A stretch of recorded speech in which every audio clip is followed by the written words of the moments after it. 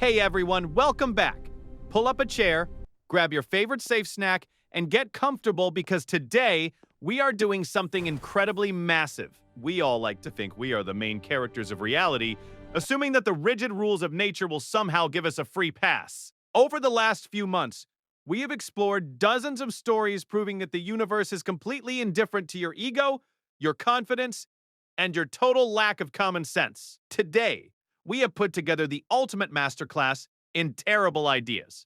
We have compiled over 100 of the absolute most baffling, spectacular, and completely avoidable exits from the physical realm into one massive 2-hour mega compilation. Every time anti-dehy disasters, to people who tried to outsmart apex predators and heavy machinery. These folks didn't just bend the rules of survival, they completely shattered them.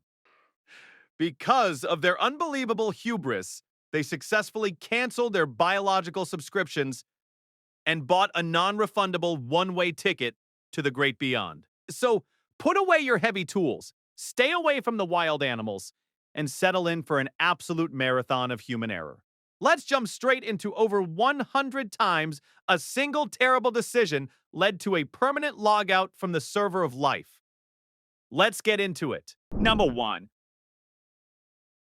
First up, we are heading down to Arkansas for a lesson in gun safety 101.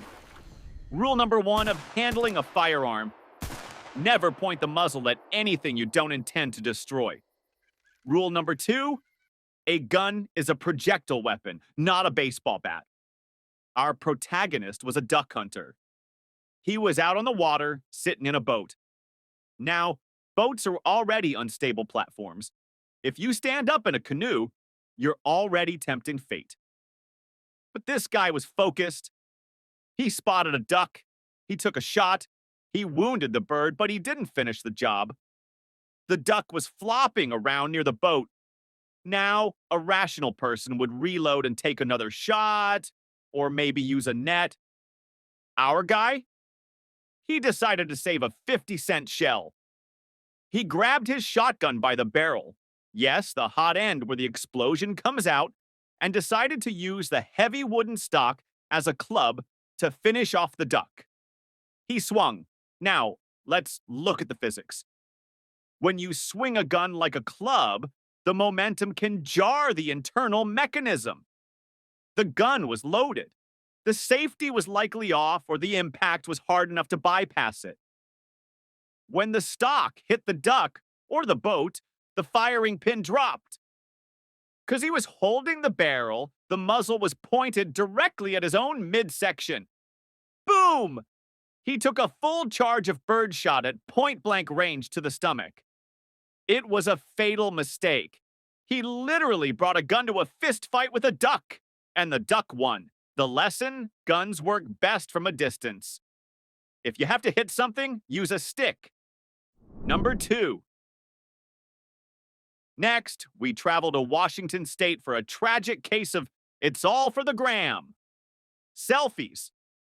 We all take them. But there is a specific subgenre of selfies that is incredibly dangerous. The I'm a tough guy with a gun selfie. We have a 43-year-old man and his girlfriend. They were hanging out, taking pictures, trying to look cool for social media. The man wanted a photo with his pistol. He wanted to pose with the gun against his head. It's a classic movie pose. It looks dramatic. It's also incredibly stupid. To be safe, he removed the magazine. He ejected the clip full of bullets and set it aside. He thought, okay, the magazine is out, the gun is empty. Here is the problem. That is not how semi-automatic pistols work. When you rack the slide, a bullet travels from the magazine into the chamber, the barrel. Removing the magazine does not remove the bullet that is already in the chamber. It's called one in the pipe. He didn't check the chamber. He put the gun to his temple. He smiled for the camera. He pulled the trigger. He didn't get the photo. He got it permanent lights out. It's a heartbreaking example of ignorance. If you don't know how a machine works, especially a machine designed to end life, Don't play with it. And definitely don't point it at your own brain. The camera lens doesn't protect you. Number 3, moving on to Texas for a story that is hard to swallow. Or rather, a story about not swallowing. Meet Michael Warner. Michael was a 58-year-old man who enjoyed his alcohol. Specifically, he loved sherry. But Michael had a problem. He had a painful throat condition that made swallowing difficult. Eating and drinking were agony. Most people would take this as a sign to maybe stop drinking. Michael, he saw it as an engineering challenge. He thought, if I can't put the alcohol in the top intake valve, why not use the bottom one? He and his wife decided to administer the sherry via an enema. Yes, you heard that right. They bypassed the mouth and went straight for the rectum. They used 2 large bottles of sherry. Here is the biology lesson. When you drink alcohol, it goes into your stomach. Your stomach breaks some of it down. Then it goes to your intestines. And from there, it goes to your liver. The liver is the bouncer of your body. It filters out toxins and regulates how much alcohol gets into your blood. It's your safety net. When you introduce alcohol rectally, you bypass the stomach and the first pass filtration of the liver. The alcohol is absorbed directly into the bloodstream through the thin walls of the colon. It hits your system like a freight train. Michael absorbed a massive amount of alcohol instantly. His blood alcohol content, BAC, skyrocketed to 0.47%. For context, 0.08% is legally drunk. 0.40% is usually the coma and death zone. He died of acute alcohol poisoning. His wife was actually charged with negligent homicide for helping him, though the charges were later dropped. It's a bizarre tragedy, but the lesson is clear. The digestive system is a one-way street for a reason. Don't drive against traffic. Number 4. Next, let's head across the pond to England. Pub culture is great. You have a pint, you laugh with friends, you make bad decisions. But usually, those bad decisions involve texting your ex, not defying gravity. We have a patron at a multi-story pub. He had enjoyed quite a few beverages. He was leaving for the night. He looked at the stairs. Walking downstairs is boring. It takes effort. He looked at the banister, the railing. We have all seen it in movies. The hero slides down the banister, lands gracefully, and walks away. Our guy decided to recreate this magic. He hopped onto the railing. But here is the thing about sliding down a banister. It requires incredible core strength and balance. When you are drunk, you have neither. He started sliding. He picked up speed. His center of gravity shifted just a few inches to the wrong side. He didn't fall onto the stairs. He fell over the side into the open stairwell. He fell from the 3rd floor straight to the ground floor. It wasn't a movie stunt. It was a gravity check. He didn't survive the landing. It's a sad reminder that alcohol gives you the confidence of a stuntman, but the coordination of a toddler. Take the stairs, folks, or the elevator.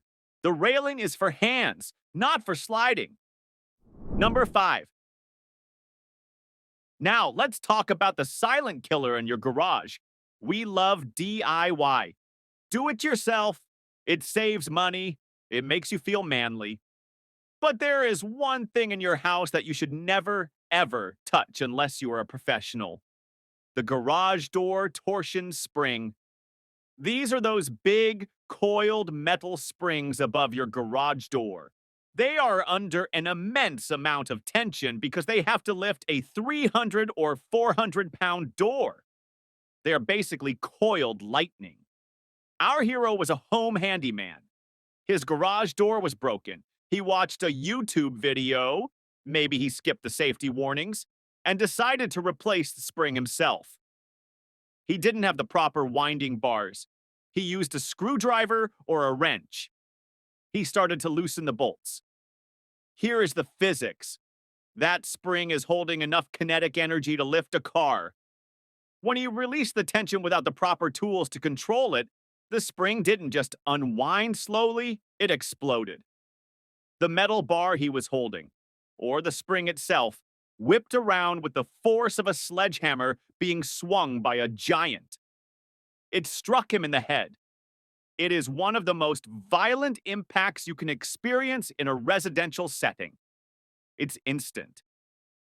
Garage door technicians call these things widow makers for a reason. If your garage door breaks, pay the $150. Call a guy. Do not mess with high-tension steel coils. It's not worth your life to save a few bucks on repairs. Number 6. Next, we are heading to California for a lesson in what we call confined space entry. If you work in construction or industrial maintenance, you know that confined space is a terrifying term. It means you're going into a hole, a tank, or a pipe where the air might not be, well, air. Our protagonist was a worker tasked with painting the interior of a large industrial tank. Now, we have all painted a bedroom and felt a little lightheaded from the fumes. But a bedroom has windows. A tank is a metal can. He climbed inside to spray paint the walls. He brought his spray gun. He brought his paint. What he didn't bring was a respirator with an external air supply. He was wearing a standard dust mask, or maybe nothing at all. Here's the chemistry lesson. Paint fumes contain volatile organic compounds, VOCs. When you spray them in a sealed space, they don't just smell bad, they physically displace the oxygen. They push the breathable air out of the tank. As he worked, the invisible gas filled the room. He didn't choke. He didn't gasp. That's the scary part about chemical asphyxiation. You just get tired. You feel a little euphoric, maybe a little dizzy. He likely thought, I'll just take a quick break. He sat down. He passed out. And because the oxygen levels were plummeting, he never woke up. He suffocated in a room full of paint, killed by the very air he was creating. It's a tragic reminder. If you can't see the sky, you need to make sure you can breathe. Always check the O2 levels before you dive into a metal box. Number 7. Next, let's travel to Belarus for a story that proves Disney movies lied to us. We all love animals. We see a cute, fluffy creature on the side of the road, and our instinct is to say, "Aw, look at that." But we need to remember that wild animals are not props for our Instagram feed. A fisherman was driving with some friends near the city of Brest. He spotted a beaver walking along the road. Now, beavers are cute. They have flat tails and buck teeth. The man decided this was a once-in-a-lifetime photo opportunity. He wanted a selfie with the beaver. He might have even tried to pet it. Here's the reality check. A beaver is a rodent. It is a large, territorial rodent that can weigh up to 60 pounds. And those famous teeth? They are designed to cut down oak trees. They are nature's chainsaws. When the man approached, the beaver didn't smile for the camera. It felt threatened. It lunged. The beaver bit the man on the thigh. This wasn't a nip. The teeth sliced deep into the flesh and severed the femoral artery. For those who skipped biology, the femoral artery is the main highway for blood in your leg. If that gets cut, you have minutes to apply a tourniquet before the tank runs dry. His friends tried to help. They called an ambulance. but he lost too much vital fluid too quickly. He bled out on the side of the road, taken out by an animal that most people think of as a cartoon character. If you see a wild animal, zoom in with your camera lens, not your feet. Nature doesn't want a hug. Number 8. Moving on to North Carolina for one of the most heartbreaking brain farts in history. This story is legendary in the skydiving community. Not because the guy was stupid, but because he was a pro who made one fatal slip.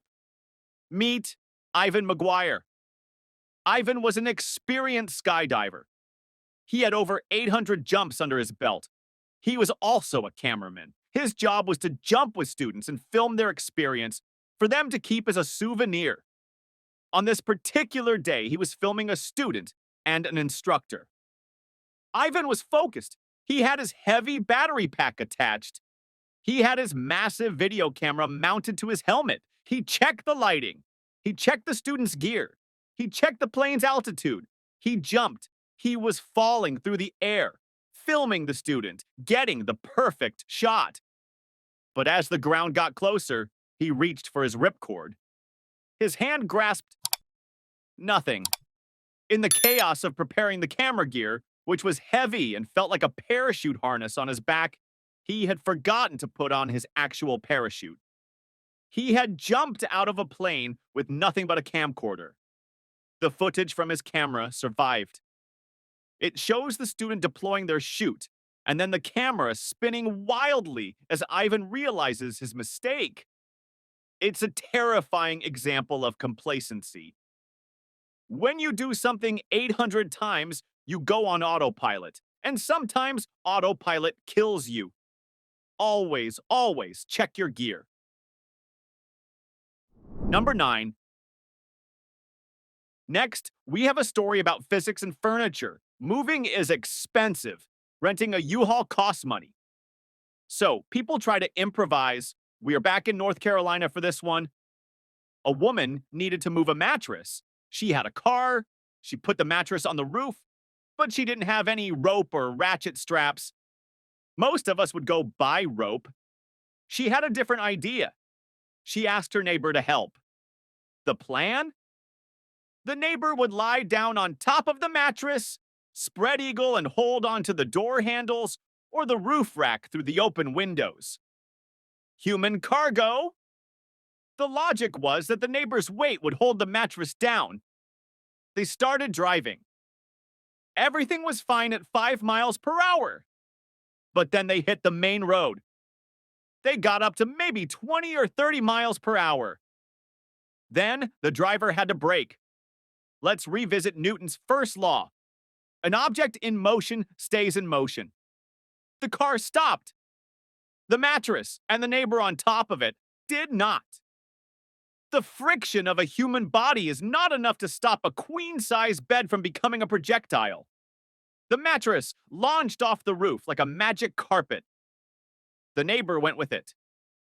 They hit the asphalt hard. The impact was severe, and the neighbor did not survive. It sounds like a slapstick comedy sketch, but it's real life. Your arms are not ratchet straps. If you can't tie it down, don't drive it. Number 10. Now, let's head to Florida to cool off in a jacuzzi. Or not. We have a 20-year-old guy hanging out with friends in a hot tub. The drinks are flowing, the bubbles are bubbling, and someone suggests a contest. Who can hold their breath the longest? Now, breath-holding contests are dangerous in a pool. In a hot tub, they are deadly. The heat dilates your blood vessels, lowering your blood pressure and making you pass out much faster than in cold water. But our hero wanted to win. He wanted to make sure he didn't float to the surface. So he either wedged himself under the bench seat, or he asked his friends to sit on the hot tub cover or hold it down while he was under, or he hooked his feet under the intake grate. He went under, he stayed under. His friends were timing him. Wow, 1 minute, 2 minutes. This guy is a machine. They were impressed. They thought he was just incredibly determined. 3 minutes passed. They started to joke that he was a fish. By the time they realized that nobody can hold their breath that long without moving, it was too late. He had passed out from the heat and lack of oxygen, and because he was wedged down or covered, his body couldn't float to the surface to alert them. He drowned in a tub full of his friends, who thought he was winning a bet. It's a grim reminder that competitive breath holding is a terrible idea. And doing it in 104-degree water, number 11. Next, let's talk about the dangers of trying to quit smoking. The wrong way. We are heading to Florida to meet Talmadge Delia. Talmadge was a 38-year-old man who was trying to be healthier. He had switched to vaping. Now, usually, vaping is seen as the safer alternative. But there is a subculture in the vaping world that loves mech mods. A mechanical mod is basically a flashlight tube with a battery and a heating coil. There are no circuit boards, no safety chips, no regulators. It is raw power. If you know what you are doing, you get big clouds.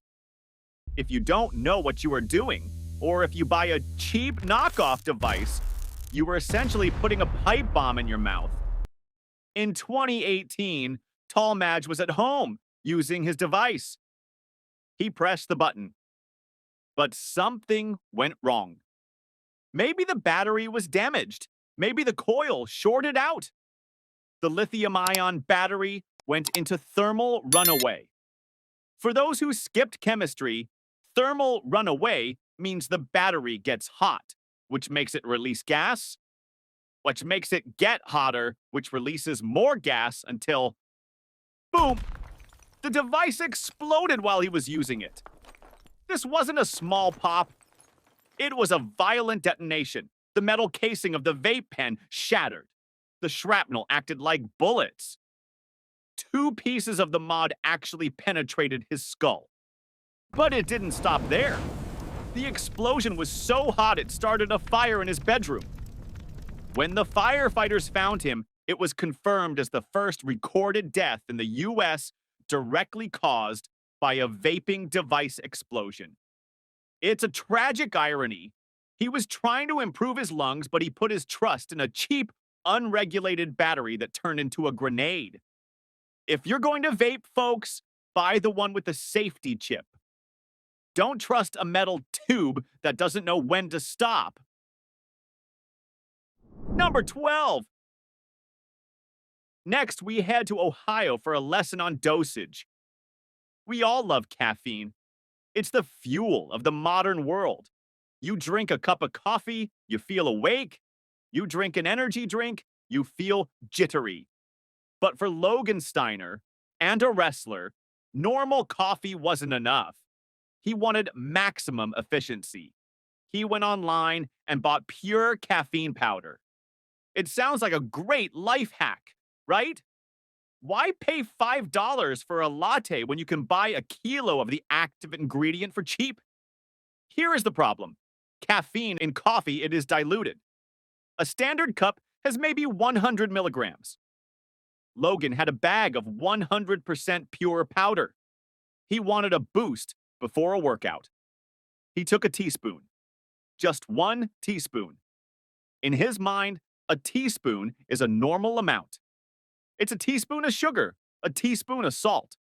But with pure caffeine, 1 single teaspoon is equivalent to about 70 cups of coffee consumed instantly. His heart didn't stand a chance. He ingested a lethal dose in seconds. His system went into chaos. He suffered from cardiac arrhythmia. Basically, his heart started vibrating instead of beating. Then came the seizures. He collapsed at home. His brother found him, but it was too late. The toxicology report showed his blood caffeine levels were lethal. He died because he treated a potent chemical compound like it was Nesquik. It's a heartbreaking reminder that natural or legal doesn't mean safe. Dosage matters. If you need 70 cups of coffee to get through the day, you don't need powder, you need sleep. Number 13. Moving on to our favorite state, Florida. For some industrial grade bad decisions, we have a metal scrapper. This guy made his living finding old metal and selling it. He found a 55-gallon steel drum. You know the type, the big blue or black barrels you see in industrial yards. He wanted to cut it up to make it easier to transport or maybe to use the metal for a project. He grabbed his angle grinder, a power tool that spins a disc at 10,000 RPM and creates a shower of hot sparks. He looked at the barrel. It was empty. He probably tipped it over. Nothing came out. Safe, he thought. Wrong. The barrel had previously contained a flammable liquid, maybe fuel, maybe paint thinner. Even though the liquid was gone, the fumes were still there. And fumes are actually more dangerous than liquid because they mix with oxygen. The barrel was essentially a fuel air bomb waiting for a trigger. He touched the grinder to the metal. Scree! The sparks flew! One spark found its way inside the bunghole or a crack. The ignition was instantaneous. The vapors inside expanded with terrifying force. The barrel didn't just pop, it exploded. The bottom of the barrel blew out, turning the rest of the metal drum into a rocket, or the shrapnel simply tore through the workspace. The man was killed instantly by the blast force and the flying metal. It's the oldest rule in the welding book. Never cut a container unless you know exactly what was in it and you have purged it. An empty gas can is just a grenade that hasn't gone off yet. Number 14. Next, we go to Minnesota to visit the Redneck Space Program. We have some amateur mechanics hanging out in a garage. They found an undeployed airbag from a car. Now, to the average person, an airbag looks like a soft, fluffy pillow that saves your life. But how does an airbag work? It's not a fan that blows air really fast. It is a solid fuel rocket booster. It uses a chemical called sodium azide. When triggered, it creates a literal explosion that fills the bag in 30 milliseconds. That is faster than you can blink. The force is strong enough to stop a human body moving at 60 miles per hour. These guys thought, hey, let's set it off and see what happens. That's fine if you are far away. But they decided to make it a prank. One of them sat on the airbag. Or, in some variations of this story, they put a tire on top of it and sat on the tire. They connected the wires to a battery. The airbag detonated. It didn't inflate. It punched upward with thousands of pounds of force. It launched the mechanics straight up. The human spine is designed to handle gravity, not a sudden explosive launch from below. The impact threw him into the ceiling of the garage. The force shattered his spine and caused massive internal trauma. He didn't walk away. He died because he mistook a safety device for a whoopee cushion. Airbags are explosives, folks. Treat them with respect, or they will launch you into the afterlife. Number 15. Finally, let's go to South Carolina for a story about malicious compliance. We have a moped rider. In South Carolina, the laws about helmets can be strict. This guy had been pulled over multiple times for riding without a helmet. He was tired of the tickets. He was tired of the hassle. But instead of buying a helmet, which costs maybe $50, he decided to outsmart the police. He grabbed a roll of black electrical tape. He stood in front of a mirror and wrapped the tape around his head, layer after layer. He covered his hair, his forehead, his ears. He put on a pair of sunglasses. From a distance, if you squinted, it looked like he was wearing a sleek, black, open-face helmet. He thought he was a genius. Take that, coppers. I'm legal now. He got on his moped. He started driving. And then fate stepped in. He got into a minor accident. He clipped a curb and lost control. It wasn't a high-speed crash. It was the kind of crash where if you were wearing a helmet, you'd get up, dust yourself off, and swear at the bike. But he wasn't wearing a helmet. He was wearing sticky plastic tape. His head hit the curb. Tape, surprisingly, has zero impact resistance. It offers zero shock absorption. The blow to his head was fatal. He died on the scene. The police officers who arrived were baffled. They saw the helmet and realized it was stuck to his skin. It's a tragic, bizarre example of putting more efforts into faking safety than actually being safe. He died for a prank. Number 1. Meet our star of the morning. Let's call him Dave. Dave is just a regular guy who wanted toast. That's it.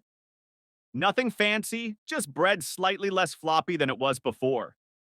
Unfortunately, Dave's toaster had other plans. His slice got stuck, refusing to pop up like it was contractually obligated to. Now, a normal human might unplug the toaster, maybe even grab some wooden tongs, or just make another slice.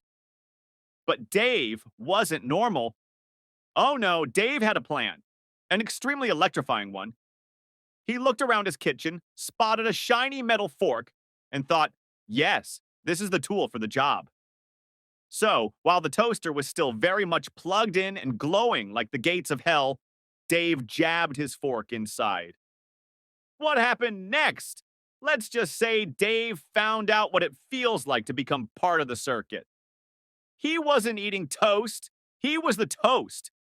It was less of a breakfast and more of a live demonstration of why your high school science teacher begged you never to mix electricity with stupidity.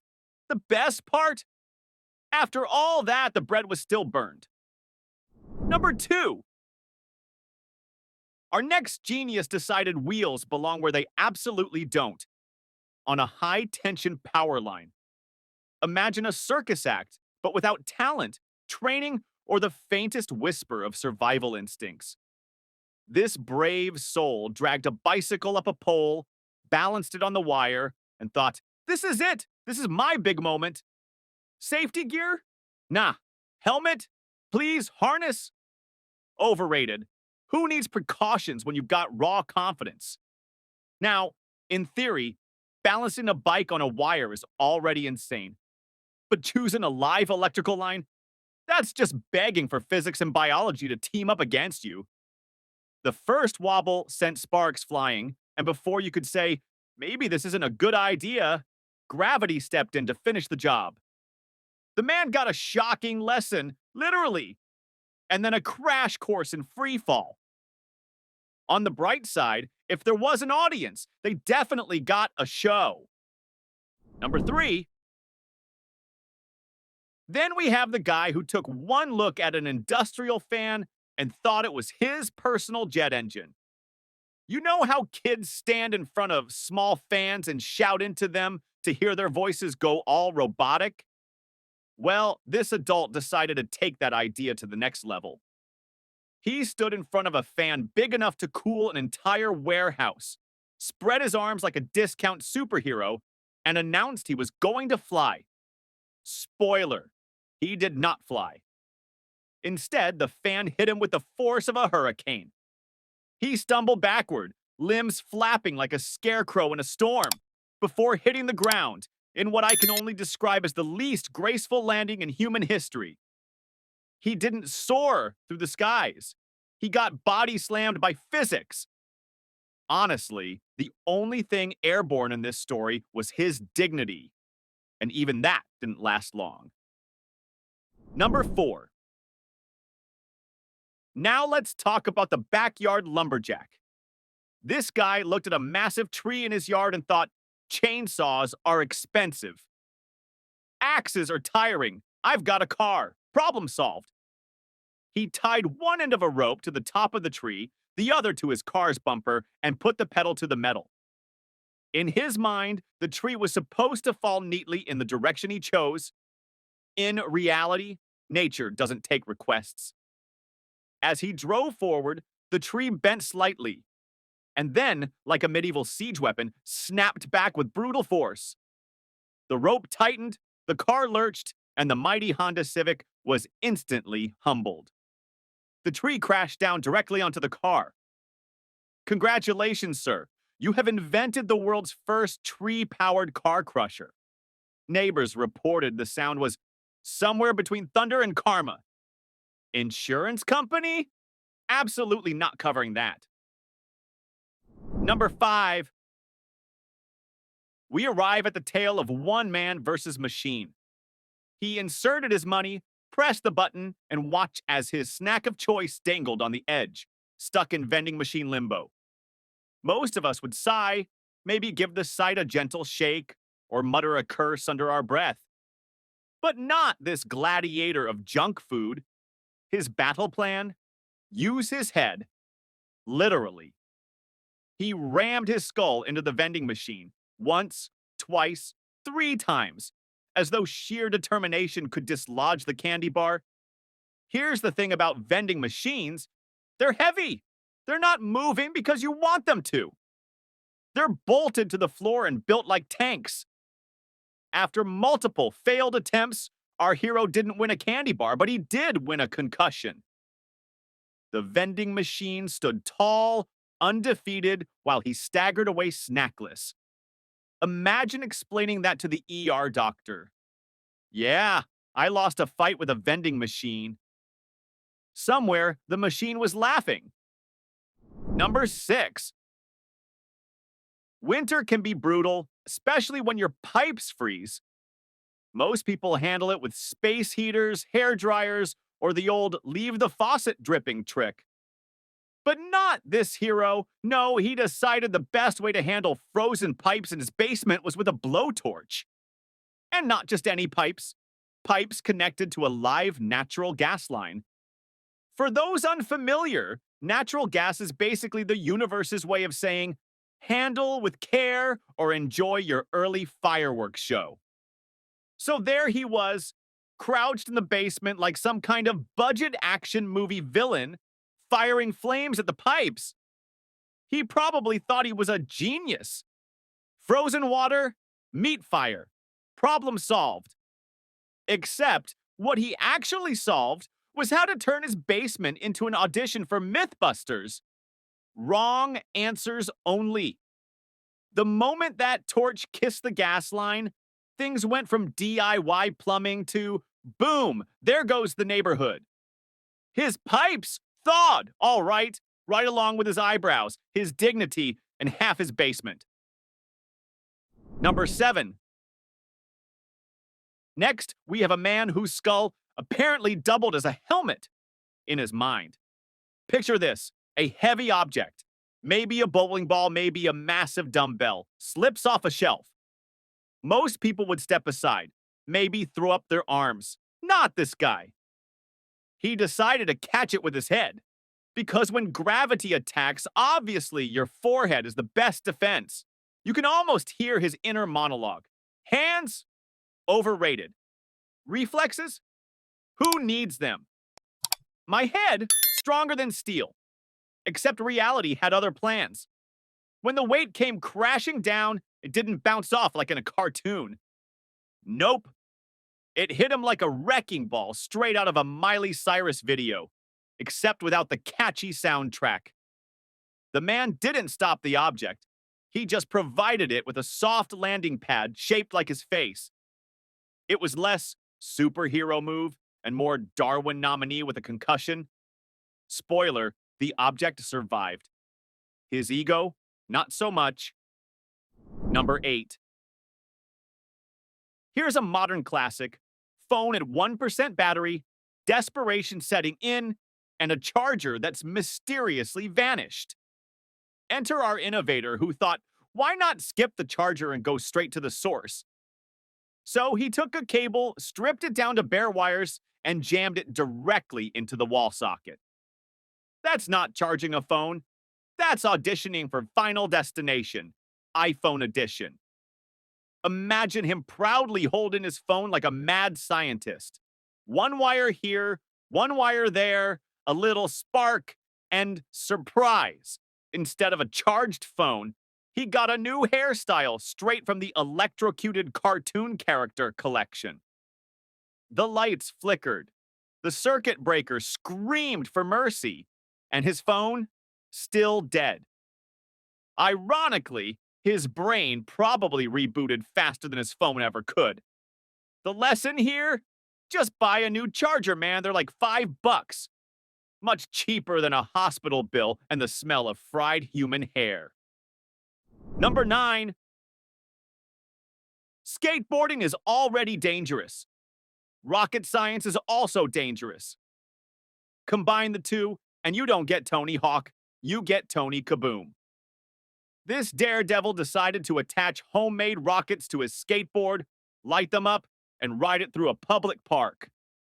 Because nothing screams good life choices like becoming a human missile surrounded by joggers and dog walkers. The launch started strong. He actually moved forward with impressive speed. For about 3 seconds, it looked like a genius invention. Then physics remembered it had unfinished business. The board wobbled, the rockets lost alignment, and suddenly he wasn't riding a skateboard anymore. He was holding on for dear life to what was basically a guided disaster. He veered off the path, shot through a trash can, and ended up in a decorative fountain, leaving behind nothing but smoke, chaos, and a crowd of witnesses questioning their life choices for even being in the same park. On the bright side, it was probably the most exciting thing that Fountain had seen in decades. Number 10. The creme de la creme of poor decision-making. A man got his hands on a live hand grenade. Now, most of us would run the other way, call the authorities, or at the very least handle it like it was made of glass and pure nightmares. But not our social media star. He thought, this is perfect selfie material. He posed, pulled the pin, because apparently safety mechanisms are just optional when likes are on the line, and held it up for the camera. The smile froze on his face about the same time reality set in. He had just turned a grenade from harmless paperweight into ticking death potato. Cue frantic panic. Instead of a cool Instagram post, he got an unplanned fireworks display, starring himself. Somewhere in the afterlife, I imagine him explaining, well, you see, I just really wanted to go viral. Mission accomplished, just not the way he intended. Number 11. Some people think all animals just need a little love, like they're auditioning for a Disney movie. One gentleman took this philosophy straight to the woods, where he encountered a very real, very cranky bear.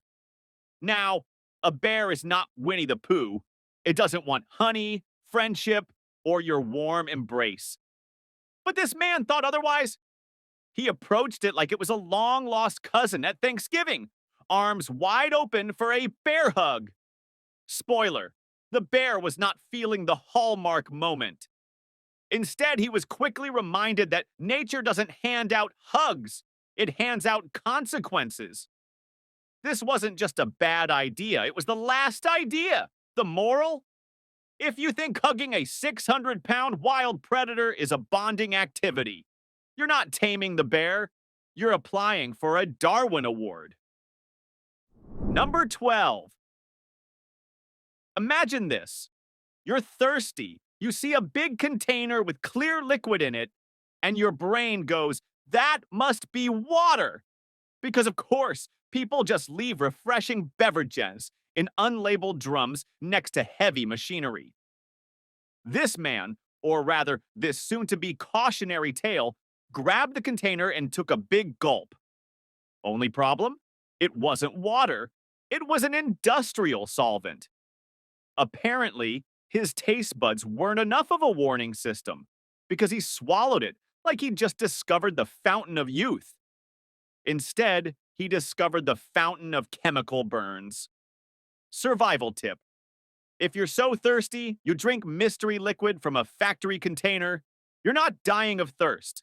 You're dying of bad decisions. Number 13. Zoos are fascinating places. You get to see wild animals up close, separated by fences and glass, for one very important reason.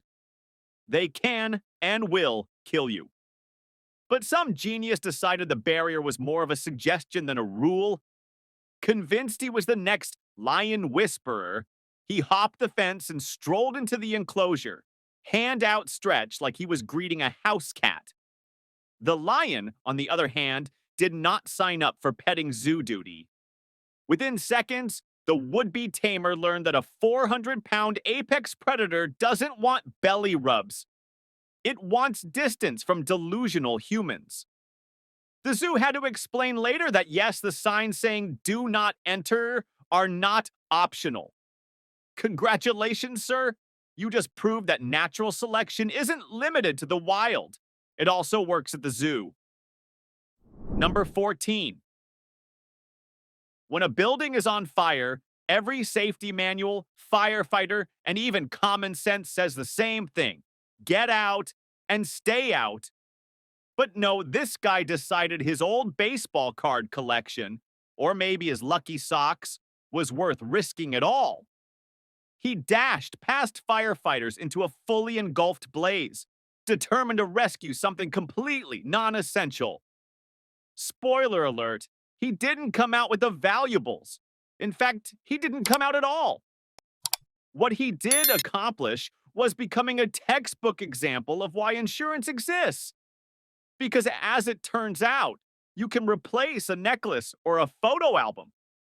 But you can't replace your ability to breathe when you're standing inside an inferno.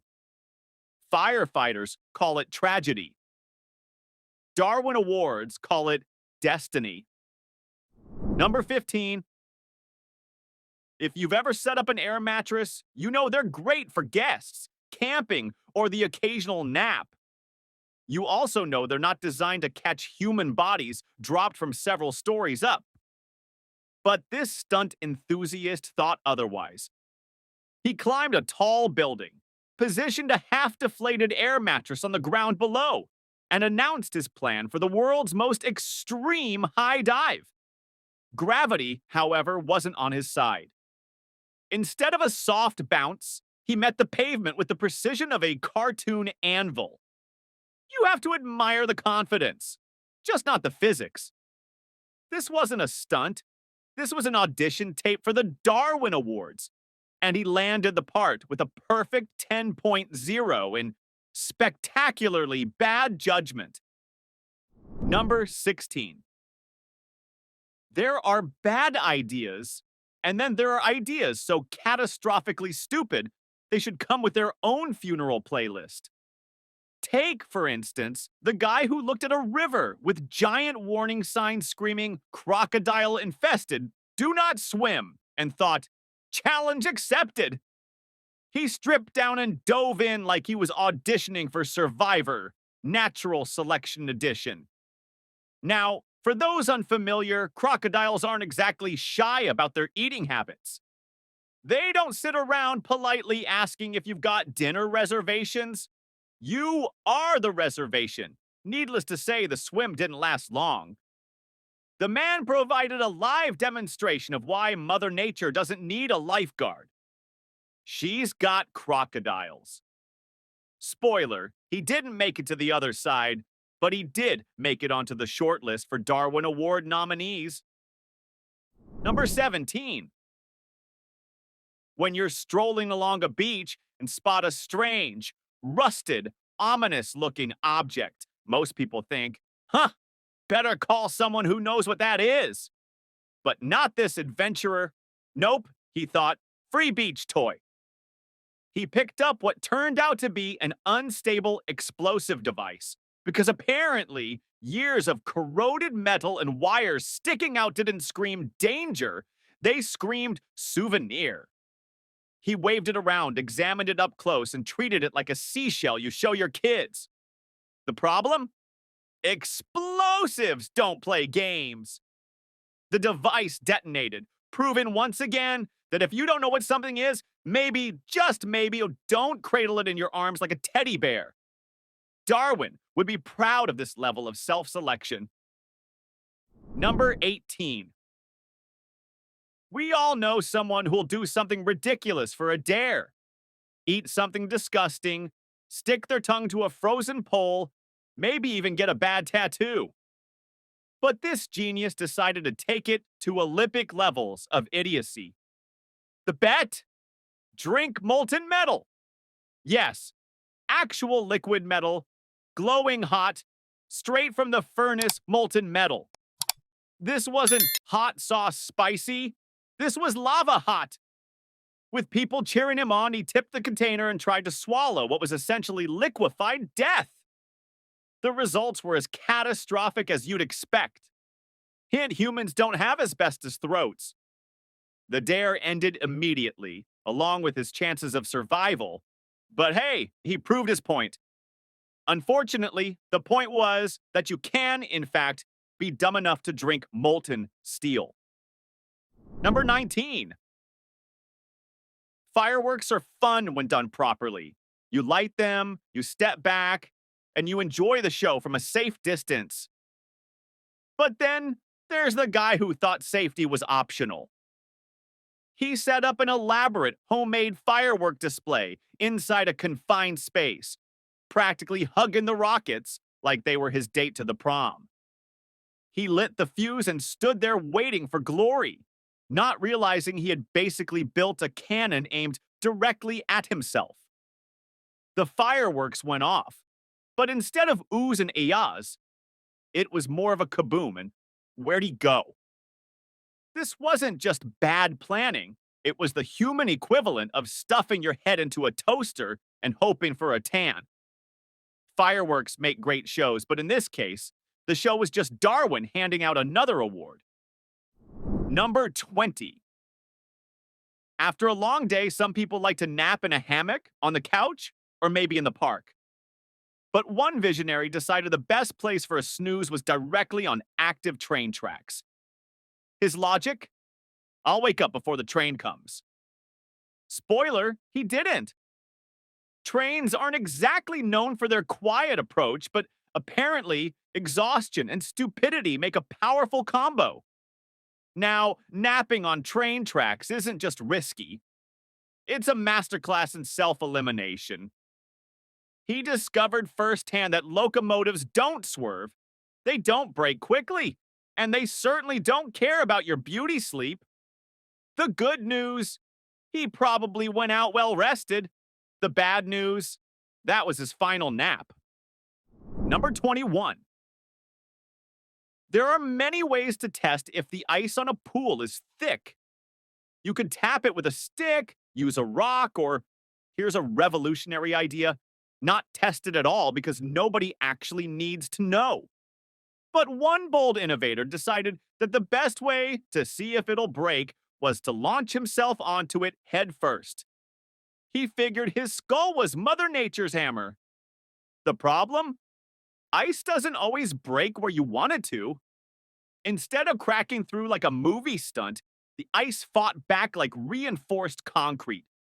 Physics won, common sense lost, and the man learned in one final lesson that your head is not, in fact, designed for demolition work. Number 22. Picture this. You're on a snowy slope. You see an avalanche barreling down like a tidal wave of ice, and your instinct says, run for it. Except avalanches move at highway speeds and don't exactly weave around pedestrians. One unfortunate soul figured his legs were faster than tons of cascading snow and rock. He sprinted like his life depended on it, which, to be fair, it did. Sadly, human legs aren't exactly competition for an unstoppable wall of destruction. It's like trying to outrun a freight train with sneakers from Walmart. He didn't get far, and the avalanche politely demonstrated Why ski patrols constantly warn, don't be that guy. He was that guy. Number 23. Food challenges are dumb enough when someone eats one ridiculously hot pepper and cries for 3 hours. But this daredevil thought, why stop at one? Let's eat a whole bowl of the world's spiciest peppers for the internet. Armed with a camera and an ego, he shoved them down like popcorn, probably expecting applause. What he got instead was his digestive system filing for emergency evacuation. The human body isn't built to handle that much capsaicin. It's essentially chemical warfare, but in snack form. His throat swelled, his stomach revolted, and the heat didn't just burn going down, it staged a two-way fire drill. The video went viral, but unfortunately, he didn't live to read the comments. On the bright side, he became the undisputed champion of bad food challenges. Permanently. Number 24. Cartoons have been warning us about this exact scenario for decades. The classic gag where someone saws off the branch they're sitting on. But apparently, this wasn't a warning, it was inspiration. Our hero climbed up a tree, got comfy on a sturdy branch, and started cutting the very thing holding him up. Maybe he thought gravity would take the day off. Spoiler, it didn't. The branch went down, and so did he. It's a rare thing to watch someone literally create their own downfall. But this guy pulled it off with textbook precision. His last thought was probably, I didn't think this through. No kidding. Number 1. First up, we are heading to China to look at the dream of flight. Ever since the Wright brothers, humans have wanted to fly. But airplanes are expensive. Helicopters are even more expensive. So meet Wang Chiang and honestly, a dozen other amateur inventors like him. Wang decided he didn't need Boeing or Airbus. He had a welding torch, some steel pipes, and an old engine, usually from a motorcycle or a chainsaw. He built a homemade helicopter. Now, on the surface, a helicopter looks simple. It's a big fan on top of a cabin. Spin the fan, go up, easy, right? Wrong. A helicopter is actually one of the most complex machines ever invented. It tries to tear itself apart every second it is in the air. The key to a helicopter isn't just power, it's balance. The rotor blades have to be perfectly weighted, perfectly aligned, and perfectly timed. Our amateur pilot didn't have a wind tunnel or precision balancing tools. He had enthusiasm. He fired up the engine. The rotors started to spin. At low speeds, it looked promising. But as the RPMs increased to liftoff speed, the physics of an unbalanced load kicked in. Vibration. Massive, violent vibration. The entire contraption started to shake like a washing machine with a brick inside. But unlike a washing machine, this had giant wooden blades spinning at hundreds of miles per hour just a few feet above the pilot's head. The structural integrity failed. The frame snapped. The rotor blade detached. At that speed, a rotor blade isn't a wing, it is a giant flying medieval sword. It sliced through the cockpit, and unfortunately, the pilot, before he even left the ground. It's a tragic reminder that aviation regulations exist for a reason. If you want to fly, buy a ticket. Don't strap a lawnmower to a lawn chair. Number 2. Next, let's talk about a life hack that is actually a death hack. We are moving to the world of fractal wood burning. You have probably seen this on social media. It looks incredibly cool. You take a piece of wood, soak it in a solution of water and baking soda, and apply high voltage. The electricity travels through the wet wood, burning these amazing lightning bolt patterns called Lichtenberg figures. It looks like art. But the tool people use to do it is a widowmaker. To get the voltage high enough, DIers take apart an old microwave oven. They extract the MOT, the microwave oven transformer. This is not a AA battery. This transformer takes your wall outlet power and steps it up to 2,000 volts. But the voltage isn't even the scary part, it's the amperage. It pushes enough current to stop a human heart instantly. It doesn't just shock you, it cooks you from the inside out. The problem is that people treat this setup like a soldering iron. They get comfortable, they leave the transformer exposed on the workbench. One artist was working on a piece. He had the clamps attached to the wet wood. He turned it on. The wood started to burn. He saw a spot that wasn't burning right, or maybe the clamp slipped. Without thinking, pure muscle memory, he reached out to adjust the wood. He forgot that wet wood is conductive. He forgot that 2,000 volts can arc through the air. The moment he got close and touched the damp surface, the circuit completed through his body. There was no ouch, no time to pull away. It was instant lights out. The electrical current seized his muscles, preventing him from letting go.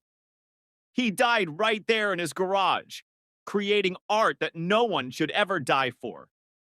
If you see a tutorial telling you to take apart a microwave, don't. Just draw the lightning with a marker. It's safer. Number 3. Moving on to the world of self-defense, or rather self-offense. Stun guns and tasers are expensive, but do you know what's free? Old disposable cameras, specifically the flash capacitor. If you've ever taken apart a camera and touched the wrong bit, you know it stings. A capacitor stores energy and releases it all at once. So our genius inventor decided to chain a bunch of these capacitors together, hook them up to a power supply, and create a mega taser. He built the device. It looks scary. Wires everywhere, electrical tape holding it together. But now came the most dangerous part of the engineering process: quality assurance testing. I don't know if I can do this. He needed a test subject. He didn't have a volunteer. Just breathe. So, like a true scientist, or a candidate for this list, he decided to test it on himself. I'll just give myself a little zap to see if it works, he probably thought. He pressed the prongs against his arm and hit the switch. Here is the thing about capacitors. They dump their entire load in a microsecond. It's not a steady stream, it's a sledgehammer of electrons. And because he applied it near his torso, the current traveled across his chest cavity. The electric shock disrupted the electrical signals of his heart. It caused cardiac arrest immediately. He successfully built a device that could stop an attacker, but he used it to stop his own pulse. He was found with his invention still in his hand. It worked perfectly, too perfectly. Number 4. Next, we are heading to Eastern Europe, or maybe Russia, for some cold weather engineering. It's summer. You have an inflatable pool in the backyard, but the water is freezing cold. You want a jacuzzi, but you don't have $5,000. What do? All right, let's get You this thing improvise. cleaned up. Our Looks like heroes it's been here a decided to while. build a Yeah, pool lot of heater. dust. They found a Better now. massive industrial heating element. Basically, a giant version of the coil inside your electric kettle. Or in some prison-style versions of this story, they simply attach 2 metal plates to a live wire, the boiling stick. They dropped this heating element into the pool. They plugged it into an extension cord. Crucially, the extension cord did not have a ground wire. And the outlet wasn't a GFCI, ground fault circuit interrupter, that shuts off if water touches electricity. The water started to warm up. All right, here goes nothing. It's Yeah, working! get in there. They cheered. Woo. Then they made the fatal mistake. It'll warm up. They decided to test the water temperature with their bodies. They climbed into the pool without unplugging the heater. Water is a conductor, especially dirty chlorinated pool water. The heating element had a small leak, or the wire touched the water. The entire pool became an electrified trap. The moment they stepped in, they became part of the circuit. The electricity paralyzed them. They couldn't climb out. They essentially turned their kiddie pool into a giant soup pot. It's a gruesome way to go. If you want a hot tub, buy a heater designed for humans, not for boiling industrial waste. And always, always unplug the toaster before you get in the bath. Number 5. And now, let's talk about the tool that creates the most horrific injuries in the ER. The angle grinder.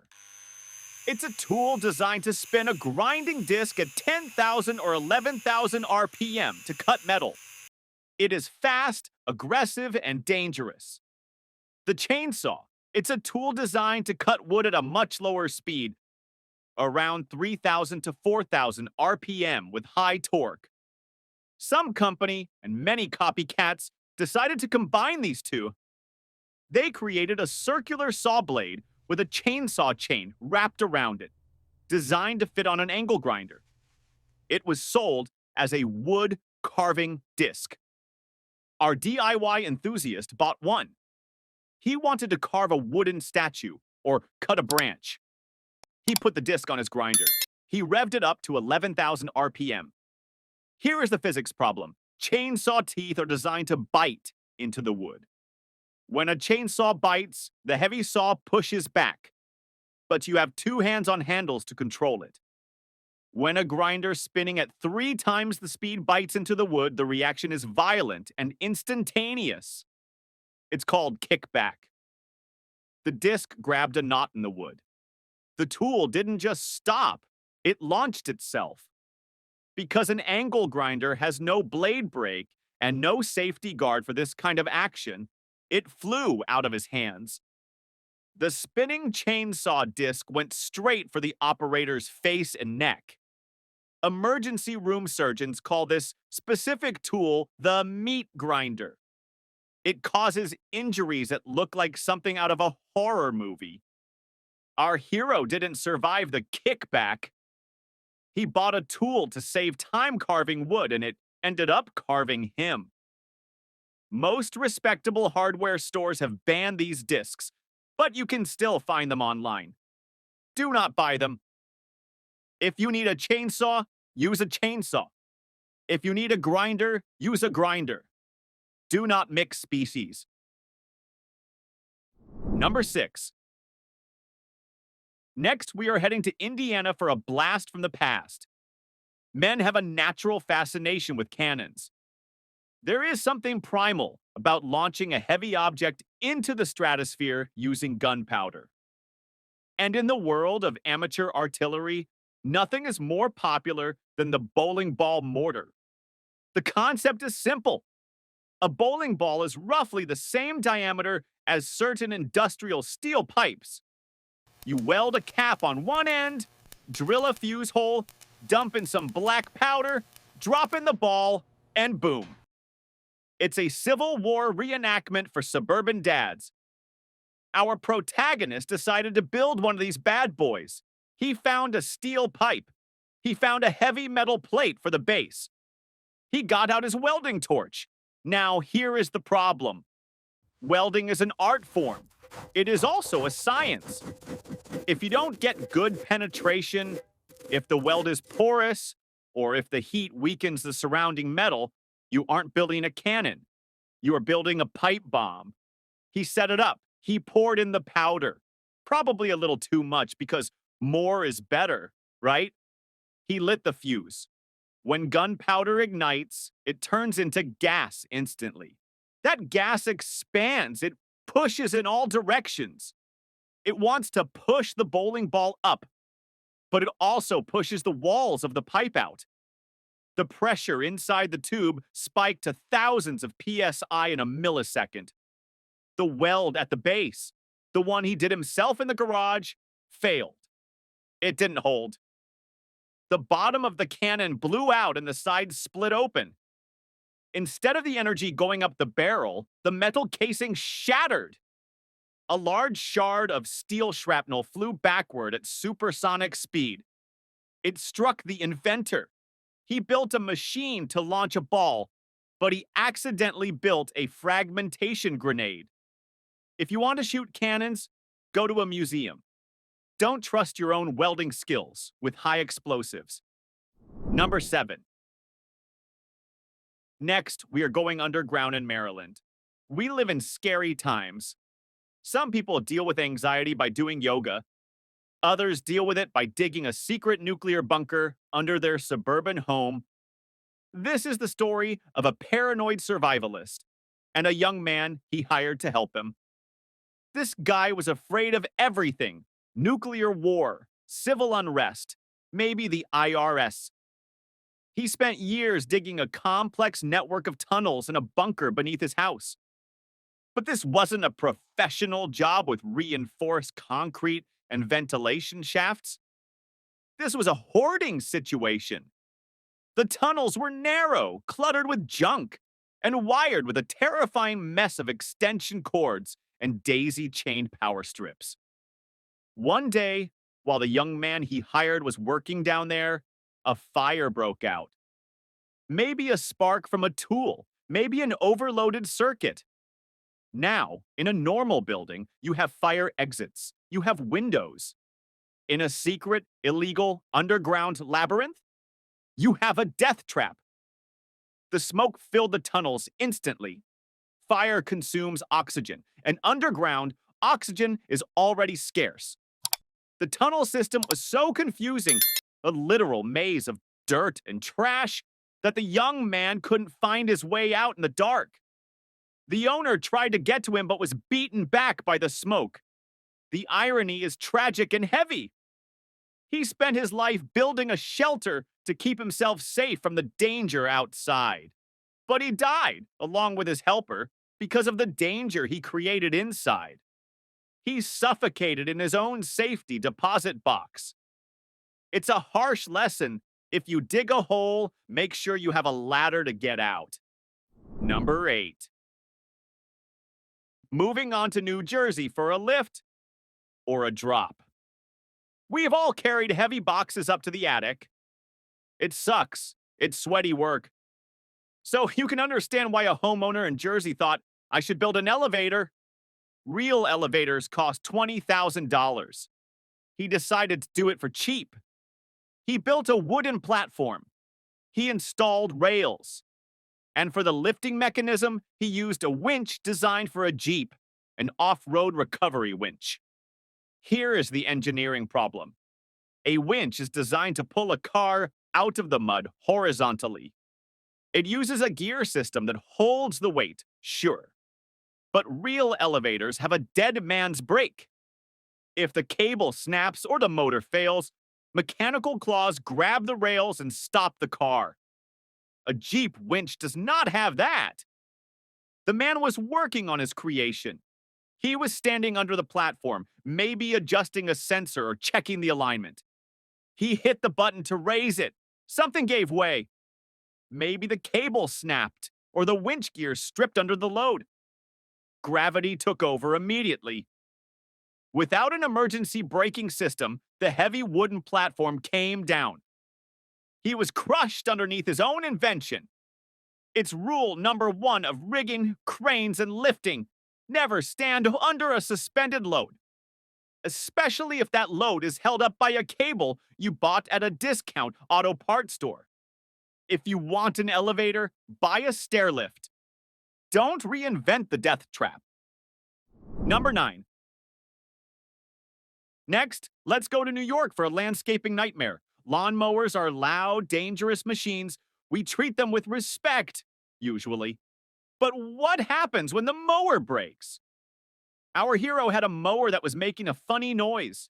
He wanted to check the engine while it was running. but it's hard to see underneath a mower when it's on the ground. So he had the brilliant idea to tilt it up, or maybe even flip it on its side, while the engine was still revving. He wanted to listen to the problem. He wanted to see if the blade was wobbling. Here is the physics. A lawnmower blade spins at about 3,000 RPM. The tip of that blade is moving at nearly 200 miles per hour. It carries a massive amount of kinetic energy. He had recently done some maintenance on the blade. Maybe he changed it. Maybe he sharpened it.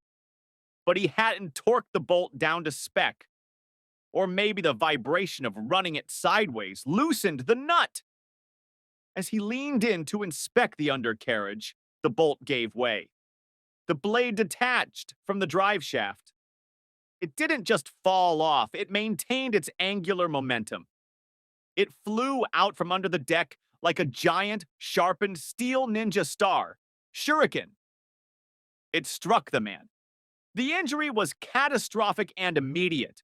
He turned a gardening tool into a weapon of war. If you need to work on a mower, turn it off. Pull the spark plug wire. Never, ever look at the business end of a spinning blade. It's not going to tell you its secrets. It's going to attack you. Number 10. Now, let's head to Ohio to debunk a popular internet conspiracy. If you spend enough time on the weird part of YouTube, you will find videos about HHO generators or water fuel cells. The claim is that you can run your car on water. You just use electricity to split water into hydrogen and oxygen and feed that into your engine to save gas. It sounds great. It's also incredibly dangerous. Our protagonists believe the hype. He built an HHO generator in his garage. He hooked up a jar of water, some stainless steel plates, and a car battery. He started the electrolysis process. Bubbles started forming. Hydrogen and oxygen. The perfect stoichiometric mixture for an explosion. This is often called Brown's gas or oxyhydrogen. It is incredibly volatile. He let the system run for a while, letting the gas accumulate in the container or in the hose, getting ready to hook it up to his car. Then a spark happened. Maybe he disconnected a wire. Maybe he lit a cigarette. Maybe he just wore a wool sweater and touched metal. Hydrogen burns fast, really fast. The gas inside his homemade device detonated. But because he was in an enclosed garage and the generator was likely a glass or plastic jar, it turned into a shrapnel bomb. The explosion blew the garage doors off their hinges. It destroyed the car. And sadly, it destroyed the inventor. He didn't save money on gas. He spent his life on a physics experiment that he didn't understand. There is a reason cars don't run on water, folks. Hydrogen is notoriously hard to store and handle safely. Leave the rocket fuel to NASA. Number 11. Next, we have the classic sci-fi prop, the Jacob's Ladder. If you've ever seen a Frankenstein movie or any film with a crazed genius in a lab, you know what this is? It's those two vertical metal rods with a buzzing electric arc rising between them. Zap! Zap! It looks incredibly cool. It screams, I am doing science. So our aspiring Nikola Tesla decided to build one at home. The concept is simple. You need a high voltage source. The most common one? A transformer from a neon sign. These things are beasts. They step up your standard wall power to anywhere between 10,000 and 15,000 volts. He sets it up. He mounts the two coat hangers on a piece of wood. He plugs it in. The arc forms at the bottom, heats the air, rises to the top, breaks, and starts again. It is mesmerizing. It smells like ozone and danger. But here is the problem with homemade high-voltage rigs. They are flimsy. As the arc heats the metal rods, they can warp. One of the rods bent slightly outward, causing the arc to stop. The show was over. Now, a smart person would unplug the machine, wait for the capacitors to discharge, and then fix it. Our guy? He suffered from "I'll just fix it real quick" syndrome. He saw the rod was just a tiny bit out of alignment. He reached out to nudge it back into place. He might have thought, "I'm wearing rubber-soled shoes," or "I won't touch the metal, I'll just push the insulator." Here is the physics lesson. 15,000 volts does not care about your rules. Doesn't even need to touch you. At that voltage, electricity can jump, or arc, through the air. The moment his hand got within the strike zone, the air broke down. The arc didn't go to the other rod, it went to his finger. And this isn't a static shock like rubbing your socks on the carpet. This is a neon sign transformer. It pushes significant current. The electricity traveled up his arm, seized his muscles instantly, and traveled across his chest to find a ground. He didn't just get a burn. His own nervous system was hijacked and overloaded. He essentially became the neon sign. It's a stark reminder. If it glows and hums, keep your hands in your pockets. Number 12. Next, we enter the invisible world of DIY radiation. We have all heard of Marie Curie. She discovered radiation and then died because of it. You would think that would be enough of a warning. But for a certain subset of electronics hobbyists, the allure of the invisible is too strong. This brings us to the homemade X-ray machine. Believe it or not, making X-rays isn't that hard. If you take a high-voltage vacuum tube, like an old rectifier tube from a vintage TV or radio, and pump enough voltage through it the wrong way, it emits X-rays as a byproduct. Most engineers shield these tubes with lead to stop the radiation. Our enthusiast decided to do the opposite. He wanted to harness it.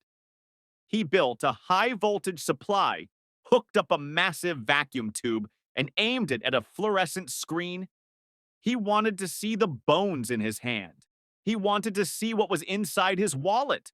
He wanted to be Superman. He turned it on. The tube glowed. It worked. He spent hours experimenting, putting his hand in front of the beam, adjusting the voltage, taking blurry pictures of keys inside envelopes. The problem with X-rays is that they are silent assassins. You don't feel them. When you burn your hand on a stove, your nerves scream, "Stop!" When you blast your hand with ionizing radiation, your nerves say nothing. He was essentially standing in front of an unshielded nuclear reactor core in his bedroom. Over the next few weeks, the consequences of his science fair project began to manifest. It started with what looked like a bad sunburn on his hands and face. Then the skin started to blister and peel. But this wasn't a surface burn. The radiation had scrambled the DNA in his cells.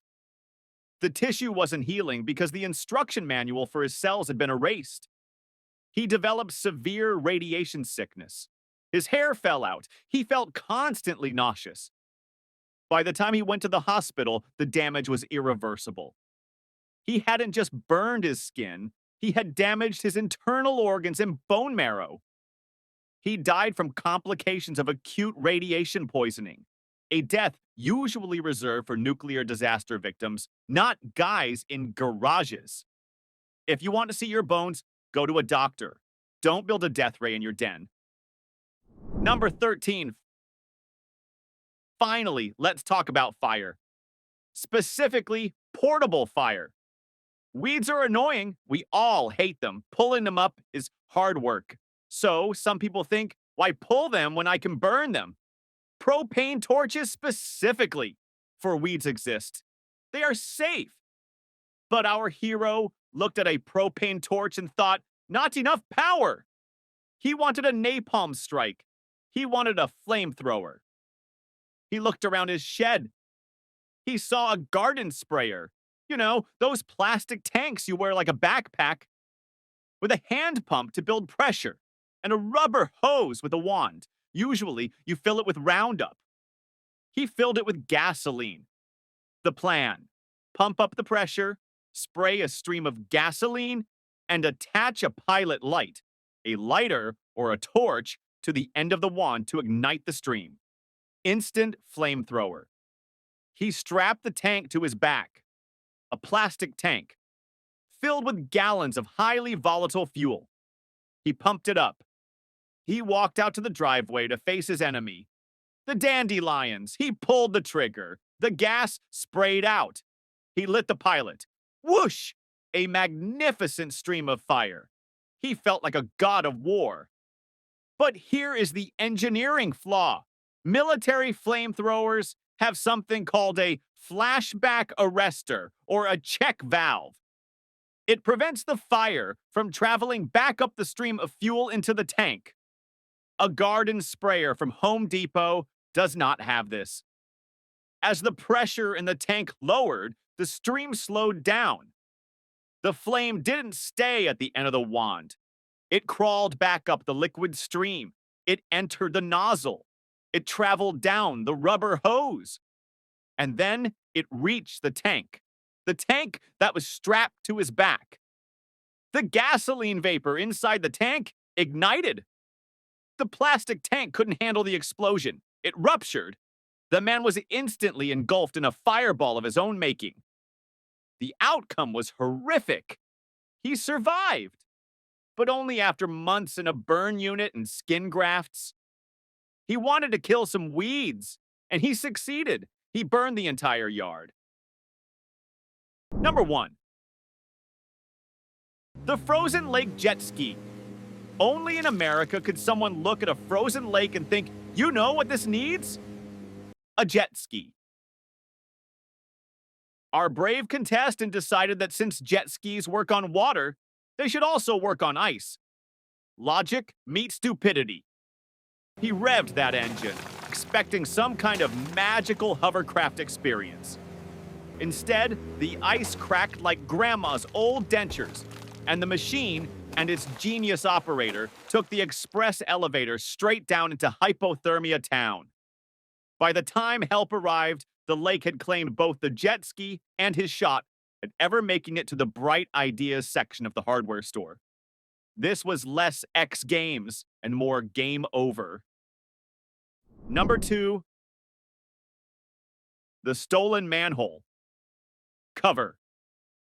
Now, stealing a manhole cover is a crime that's already dumb on multiple levels. First of all, it's heavy. Second, it's, well, covering a hole. Our thief, however, thought he had hit the jackpot. He wrenched that bad boy free, probably imagining the sweet cash he'd get at the scrapyard. But surprise! Gravity exists. He stepped right into the uncovered sewer like he was auditioning for Teenage Mutant Ninja Turtles. Except without the turtle part, just the splat. Broken bones, broken ego, and zero payday. Somewhere down there, even the rats were laughing. Number 3. The cactus conundrum. Arizona, the land of dry heat, retirees, and cacti that could double as medieval weapons. One opportunist decided that a giant saguaro cactus would make the perfect lawn decoration. Problem: those things are like nature's spiky skyscrapers, weighing thousands of pounds. Solution? He tried to push it over. Spoiler alert, the cactus pushed back. Down it came, crushing him like an unlucky cartoon character, with a side of cactus needles for seasoning. If you ever wondered what it feels like to be flattened and impaled at the same time, this man found out so you don't have to. Mother Nature doesn't do refunds. Number 4.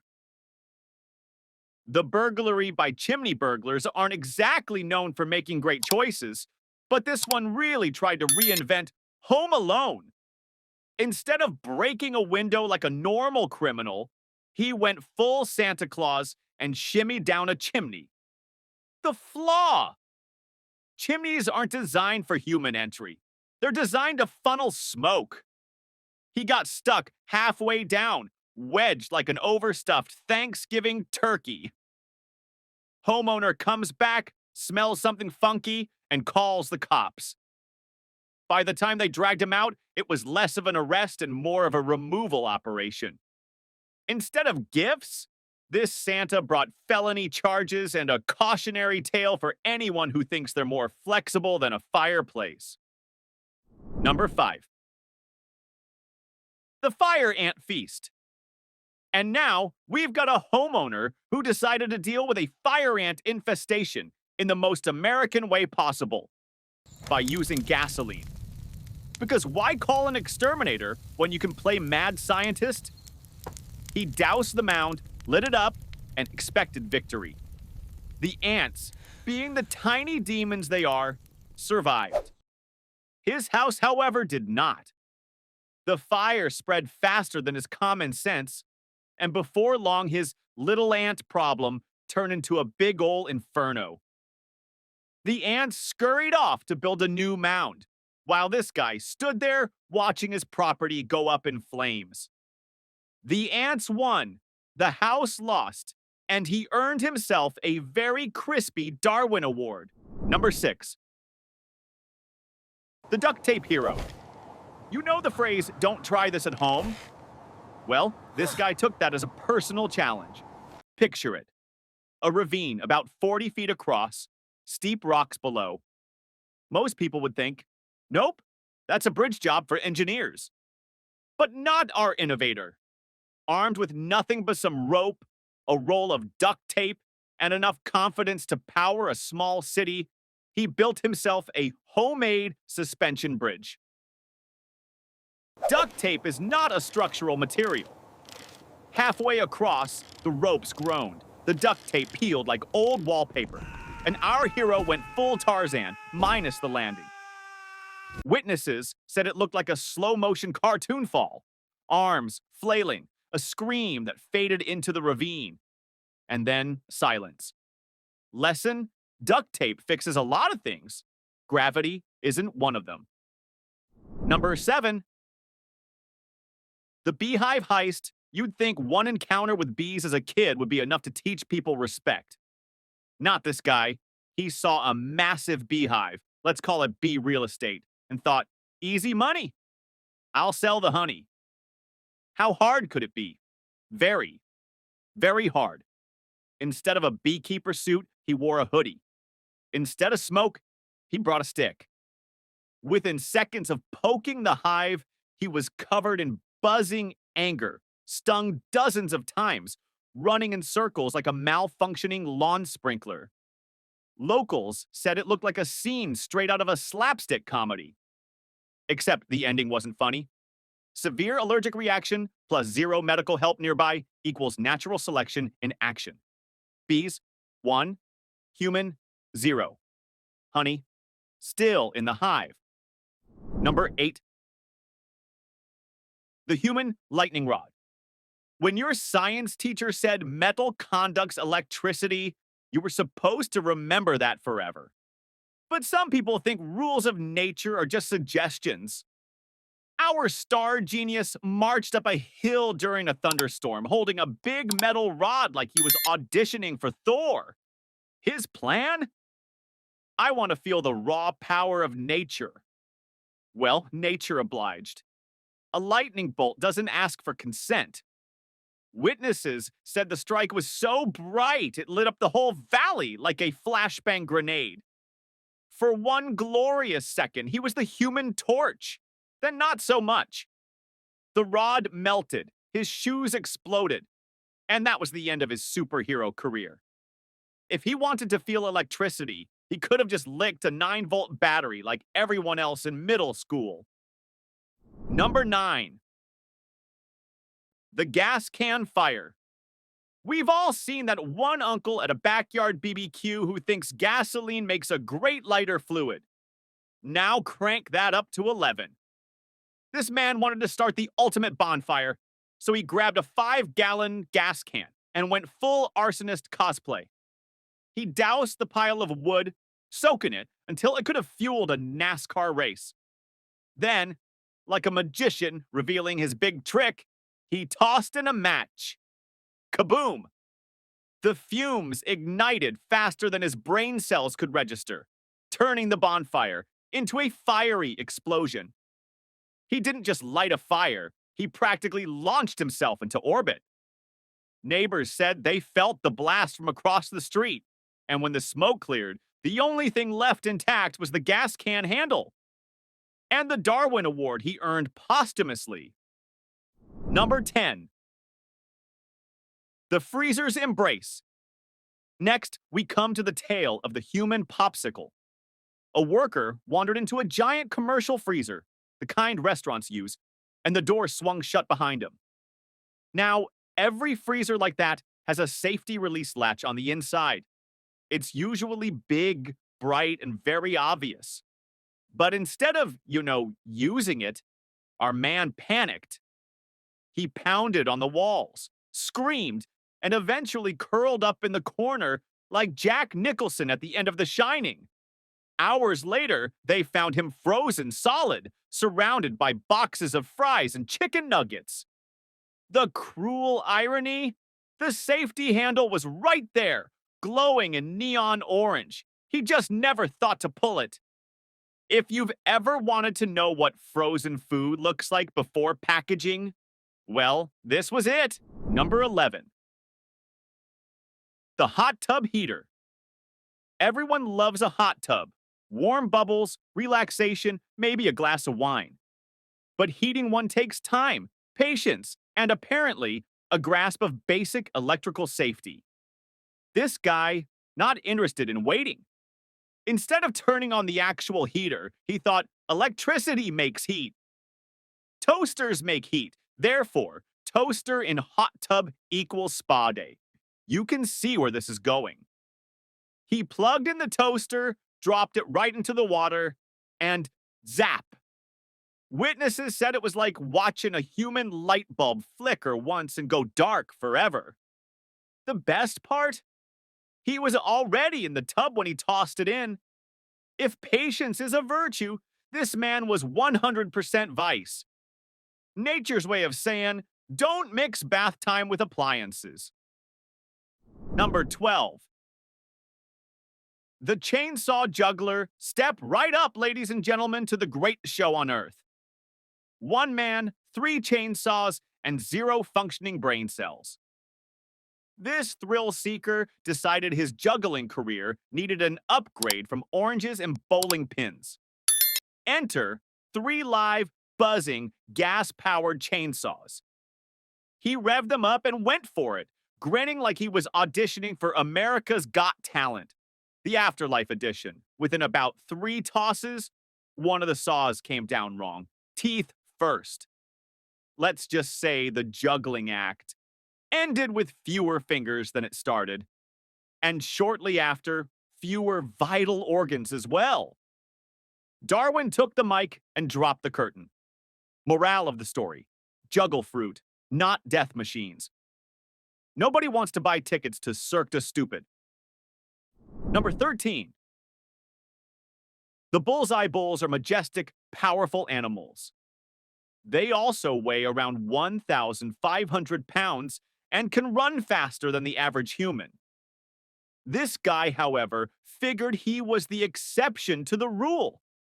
After a few drinks, he wandered into a pasture, spotted a bull, and thought, I can outrun this guy. He started taunting it, waving his arms, shouting insults like it was some kind of bovine roast battle. The bull, unimpressed, lowered its head and charged. Our hero turned to run, but it turns out tequila doesn't make you faster. The bull plowed into him like a runaway freight train. Locals said it looked like a cartoon scene. 1 second he's sprinting, the next he's airborne, legs flailing. Sadly, gravity did what gravity always does. Lesson: never pick fights with animals that could double as a pickup truck. Number 14. The exploding tire mechanics usually know the risks. Truck tires are under enormous pressure, Basically balloons of doom when handled wrong. But one particular mechanic decided to tempt fate. The rim was cracked, which is like a neon sign flashing danger. Instead of using a safety cage, he thought, "Hey, I've done this 100 times. What could happen?" He leaned in, started inflating, and boom, the tire exploded with the force of a small bomb.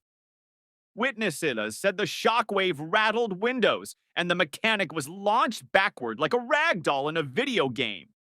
Tires are meant to keep trucks on the road, not test how far you can fly without wings. Pro tip, if your equipment comes with a safety cage, maybe use it. Number 15. The car on a ramp. Hollywood has lied to us. In movies, cars soar over rivers, bridges collapse in slow motion, and somehow the hero lands on the other side without even scratching the paint job. This guy believed those lies with all his heart. He built a dirt ramp by the riverbank, backed up his old sedan, and floored it like he was auditioning for Fast and Furious. Backyard edition. Unfortunately, physics doesn't care about movie magic.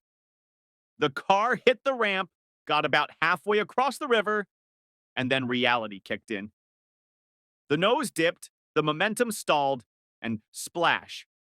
Witnesses said it was less majestic leap and more sad belly flop. The car sank like a rock, taking its driver with it. On the bright side, he did prove one thing. Vin Diesel's stunts don't work in real life. Number 16, the ice fishing fail. Ice fishing, the art of sitting in the cold, waiting for a fish dumb enough to bite, while you slowly wonder why you didn't just buy tilapia at Walmart. Most people drill a little hole, maybe drag out a sled, but not this guy. Oh no, he decided convenience was king.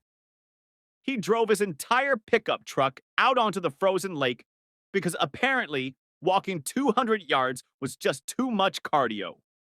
Now, if you've ever lived anywhere north of Texas, you know ice thickness matters.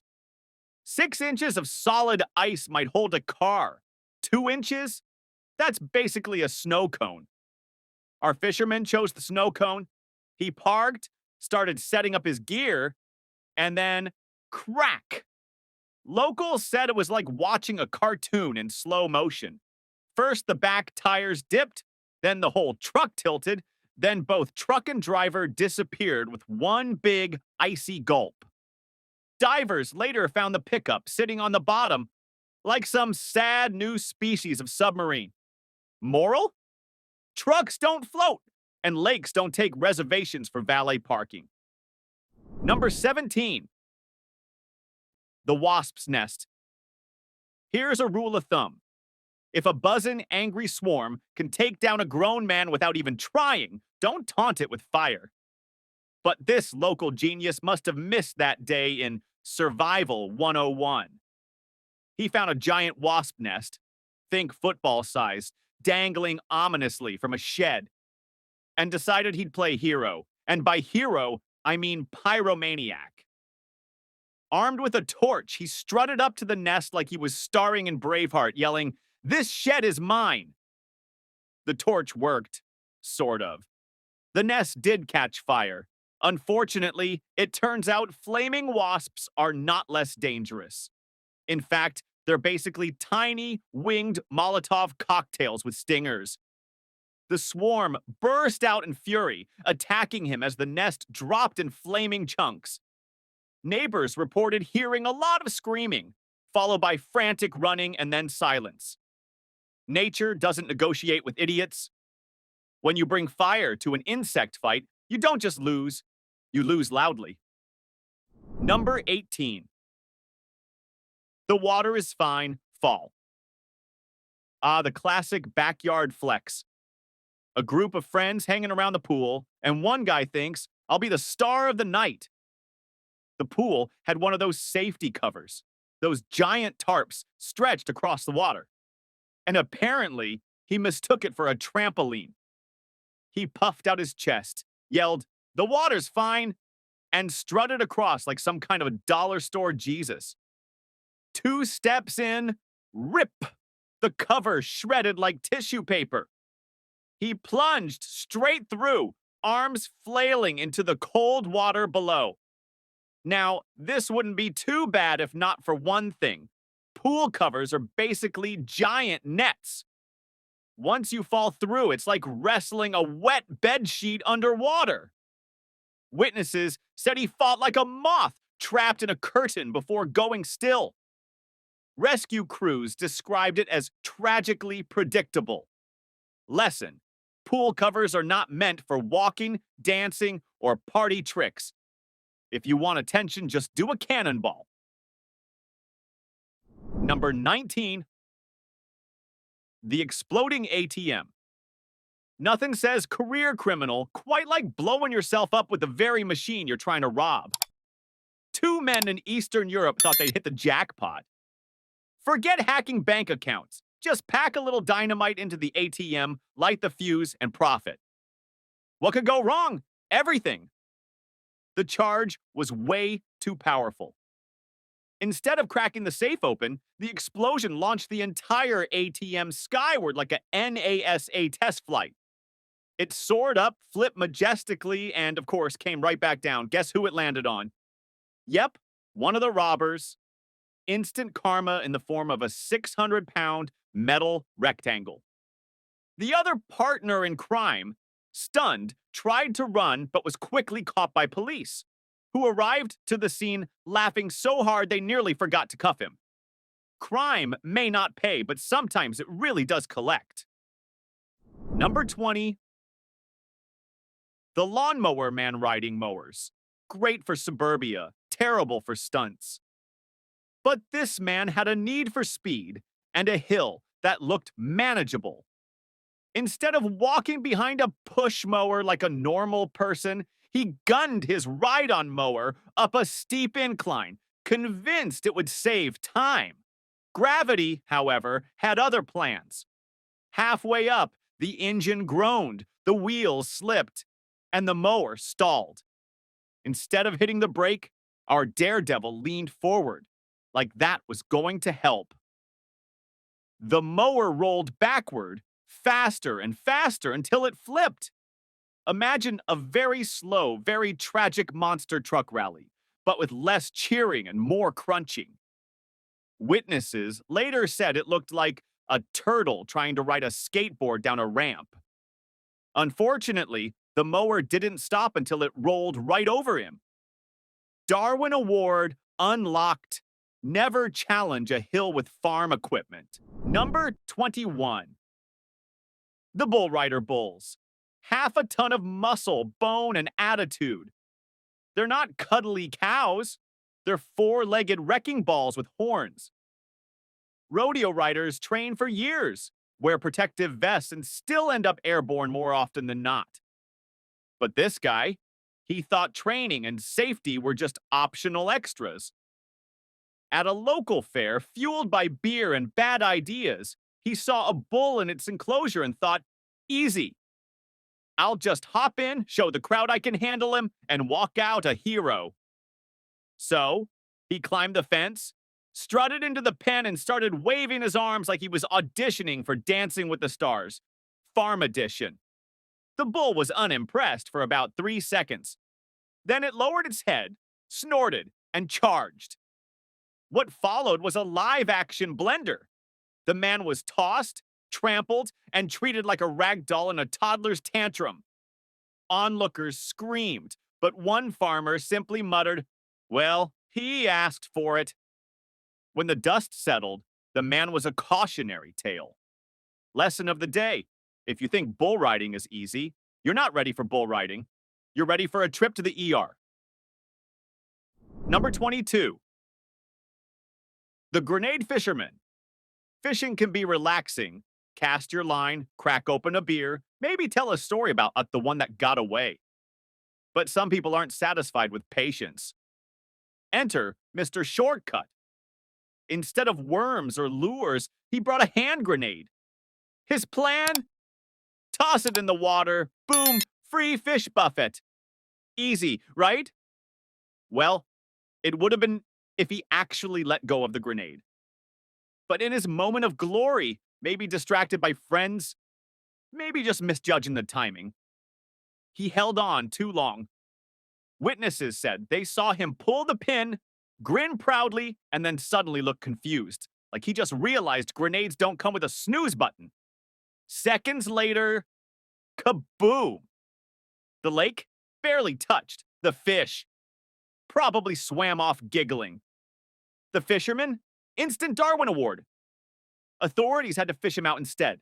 The irony, he went fishing and became the catch of the day.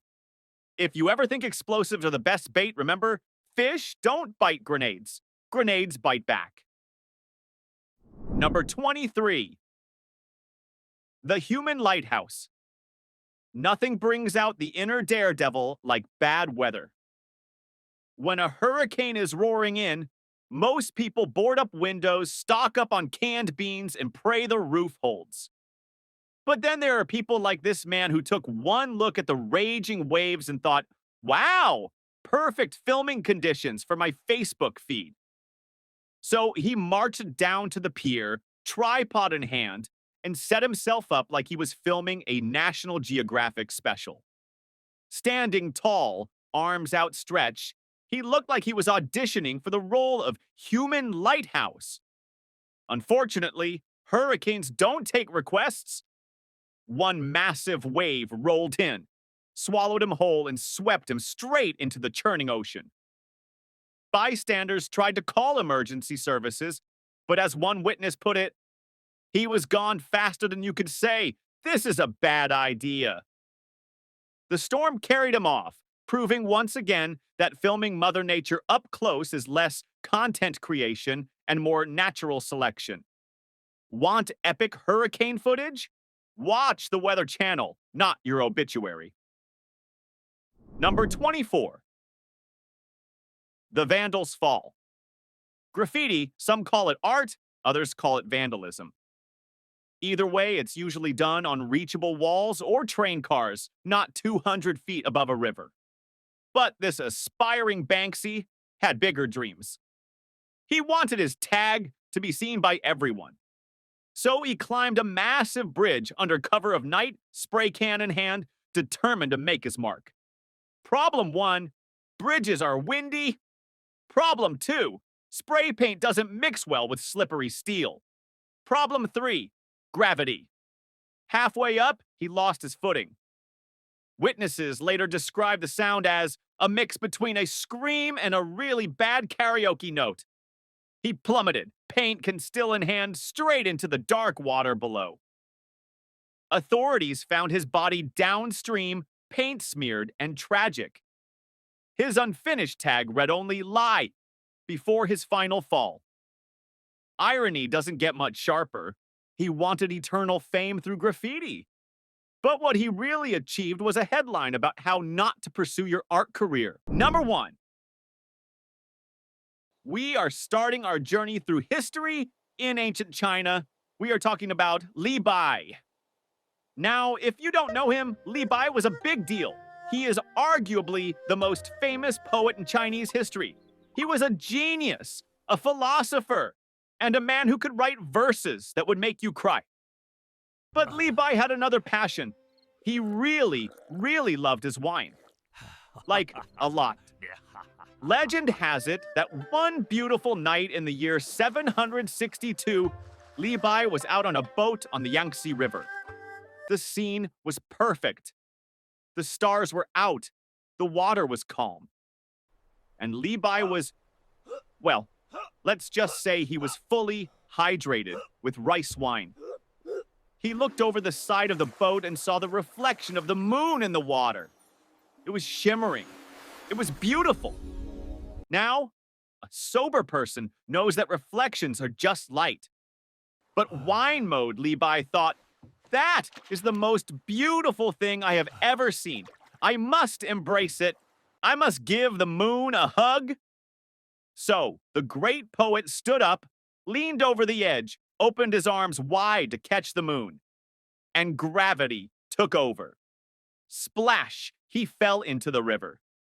And because swimming is really hard when you're wearing heavy silk robes and you've had 5 jugs of wine, he sadly exited the chat right there. It is arguably the most romantic way to go, dying while trying to hug a celestial body. But let's be honest, it's also a strong contender for the Darwin Award. He was a literary genius, but in that final moment, his physics knowledge was a solid 0. Number 2. Next up, let's travel to the brutal world of the Vikings. This is the story of Sigurd the Mighty, the Earl of Orkney, and trust me, you can't make this stuff up. Sigurd was a tough guy, a conqueror. He got into a feud with a Scottish leader named Mael Brigte. Now, Mael Brigte had a nickname, Mael Brigte the Buck-Toothed. Why?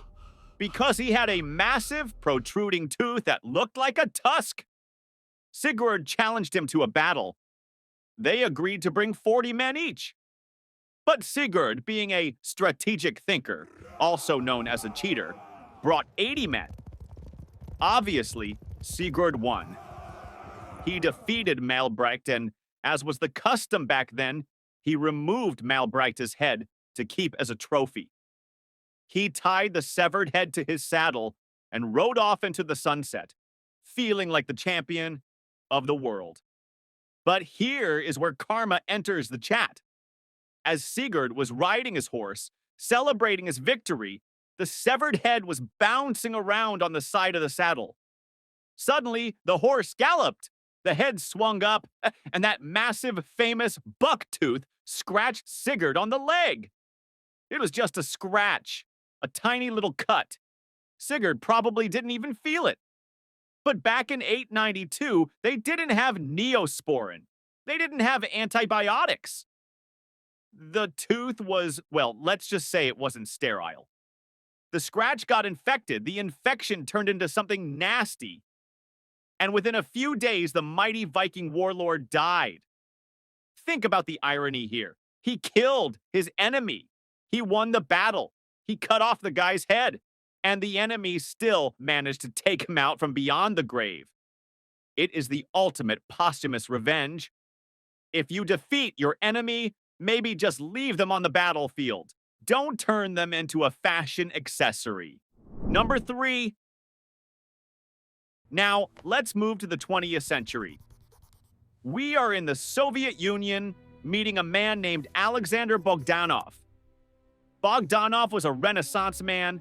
He was a physician, a philosopher, a science fiction writer, and a revolutionary. He was smart, but he had one obsession that was a little creepy. He believed that he could achieve eternal youth, or at least stop aging through blood transfusions. His theory was simple. If I take the tired blood out of my old body and replace it with the fresh blood of a young person, I will become young again. It sounds like the plot of a bad vampire movie, but he was dead serious. He actually started doing it. He performed 11 transfusions on himself, and he claimed it was working. He said his eyesight improved, his balding stopped, and he had the energy of a teenager. Spoiler, it was probably the placebo effect. But then came transfusion number 12. He decided to swap fluids with a young student. But Bogdanov didn't do a thorough background check on the donor's health. The student had malaria and tuberculosis. And to make matters worse, they likely had incompatible blood types. Bogdanov pumped this cocktail of mismatched, infected fluid into his own veins. The result was catastrophic. His body went into shock. His kidneys shut down. The student, ironically, actually survived the procedure and recovered. But Bogdanov? He died a slow, painful death, killed by his own elixir of life. He wanted to live forever, but he ended up proving that biology doesn't care about your philosophy. If you play games with your immune system, you are going to lose. Number 4. This next story is tragic, but it is also a monument to human gullibility. Meet Eben Byers. He was a wealthy American industrialist, a socialite, and a champion golfer. He had it all. In 1927, he hurt his arm falling off a train berth. His doctor This bottle recommended a contains the most popular new potent cure medicine ever called discovered. Radithor. Now, you miracle? have to understand the time Are you period. certain? In the 1920s, people didn't know radiation was bad. They thought it was magic. They put radium in chocolate, in toothpaste, in makeup. Radithor was literally just water mixed with radium. The bottle said it was certified radioactive water. It claimed to cure the living dead. Eben Byers started drinking it, and at first, he felt great. It acted as a mild stimulant. So he drank more and more. He didn't just drink a bottle or two. Over 3 years, this guy drank 1,400 bottles of radioactive water. He was literally paying money to poison himself. Eventually, the radiation caught up. His bones started to dissolve. Not using a metaphor here. His bones literally turned to mush. He lost his teeth. This can't be happening. And then, in a horrific turn of events, his entire lower jaw detached. It just fell off. He didn't die immediately. He lived for a while longer, unable to speak, his brain clear, watching his body disintegrate. When he finally passed away in 1932, he was so radioactive that they had to bury him in a lead-lined coffin. The Wall Street Journal ran one of the darkest, most savage headlines in history. The radium water worked fine until his jaw came off. It is a harsh lesson. Just because something is sold as a miracle cure doesn't mean it won't turn you into a glowing pile of dust. Number 5. Next, let's talk about a death that many of us can relate to, especially after Thanksgiving dinner. Meet King Adolf Frederick of Sweden. He was a nice guy. People liked him. But on Shrove Tuesday in 1771, he made a decision that would end his reign. He decided to have a snack, To the good fortune of us all. but this wasn't a snack. This was a biological Cheers, sir. assault on his own stomach. He sat down for a meal. Here is what he ate: lobster, caviar, sauerkraut, fermented cabbage, great for gas, kippers, smoked herring, and he washed it all down with large amounts of champagne. Now, that is already a heavy meal. If he had stopped there, he probably just would have needed a nap. But Adolf Frederick had a sweet tooth. He decided to have dessert. His favorite treat was something called a semla. It's a rich bun filled with almond paste and cream, served in a bowl of hot milk. Divine. It's basically a true calorie delicacy. bomb. Most people eat 1, maybe 2. The king ate 14 of them. 14! Imagine Your eating Majesty, 14 please stop. cinnamon rolls You've swimming had in enough. hot milk after eating lobster and sauerkraut. His stomach was essentially mixing a cement cocktail. He finished the meal, complained of some stomach problems, biggest understatement of the century, and went to bed. His digestive system looked at the workload, said, "I quit," and shut down. He died later that night from severe indigestion, which likely led to a stroke or heart failure. To this day, Swedish school children learn about him not for his laws or his wars, but as the king who ate himself to death. Honesty? There are worse ways to go. At least he died doing what he loved, stuffing his face with pastries. Number 6. Let's travel back to ancient Greece. We are talking about Draco. You might know his name because of the word draconian, which means harsh or severe laws. Draco was a lawmaker who basically made the death penalty the punishment for everything. Stealing an apple? Death. Loitering? Death. Sleeping in? Believe it or not, death. But ironically, the man who loved death sentences didn't die by execution. He died from popularity. Draco was visiting a theater on the island of Aegina. The crowd loved him. They wanted to show him respect. Now, in modern times, we clap or maybe throw flowers. But in ancient Greece, the tradition was to throw your cloaks and hats onto the person to show honor. So Draco walks onto the stage. The crowd goes wild. One guy throws his heavy wool cloak. Then another. Then another. Draco is probably thinking, wow, they really love me. This is great. But the crowd didn't stop. Hundreds, maybe thousands of people started tossing their heavy garments onto the stage. Draco was buried. He was literally trapped under a mountain of laundry. The sheer weight of the wool crushed him, and the lack of air suffocated him. By the time the fans dug him out, the great lawmaker had checked out permanently. He is the only person in history to be killed by a fabric avalanche.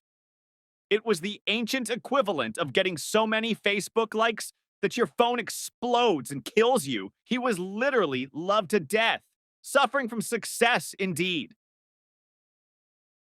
Number 7. Next, we have one of the most powerful men who ever lived, Qin Shi Huang, the first emperor of China. This guy was a legend. He united China, he started the Great Wall, and he built the famous Terracotta Army. He conquered everything. But there was one thing he couldn't conquer: death. And he was terrified of it. He became obsessed with living forever. He hired the best alchemists and doctors in the empire and gave them a simple order: find me the elixir of life. Now, if you are an alchemist and the emperor asks for magic, you can't say that doesn't exist, because he will chop your head off. So, they whipped up some magic potions. The main ingredient? Mercury. Yes, the shiny silver liquid metal that drives you insane and destroys your nervous system. Back then, they thought mercury was magical because it was a liquid metal.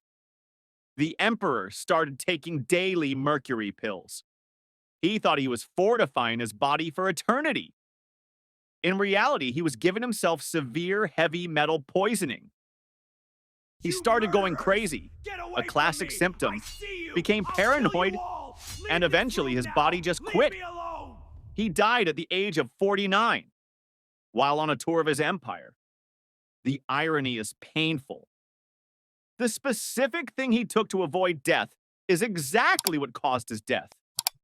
If he had just drunk green tea and done some cardio, he probably would have lived another 20 years. Instead, he essentially drank battery acid, thinking it was a health smoothie. Number 8. Now, let's talk about situational awareness. The year is 1830. It is a huge day for technology. The Liverpool and Manchester Railway is opening. It's the dawn of the steam age. Everyone is there, including the Prime Minister and a prominent member of Parliament named William Huskisson. They are riding in a special train. The train stops for water. Huskisson, wanting to be social, decides to get out of his carriage. He sees the Duke of Wellington in another car and walks over to shake his hand. Now you have to understand. In 1830, people didn't understand trains. They didn't know how fast they moved or how long it took them to stop. Suddenly, another locomotive, the famous Rocket, designed by George Stephenson, comes coming down the parallel track. People shout, "Look out!" Huskisson looks up. He sees the train coming.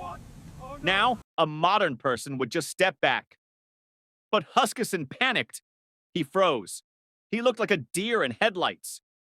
He tried to climb back into the carriage, but the door swung open and knocked him backward, right onto the tracks. Crunch! The Rocket ran over his leg. He was rushed to a doctor, but medicine in 1830 was basically, here is some whiskey and a saw, so he didn't make it. William Huskisson holds the tragic title of being the first person in history to be killed by a passenger train. He was a highly respected politician, but today, he is mostly remembered as the guy who didn't know how to cross the street. Or, well, the tracks.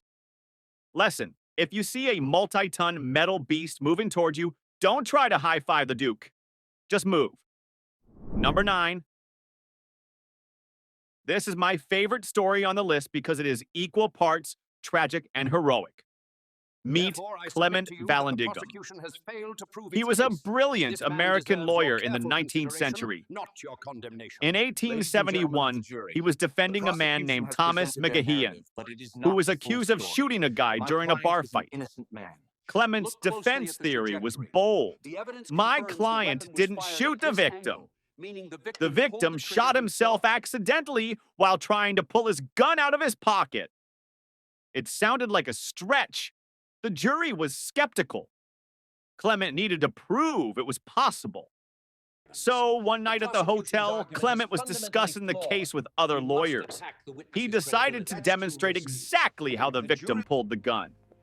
He grabbed a pistol that was lying on the table. He thought it was unloaded.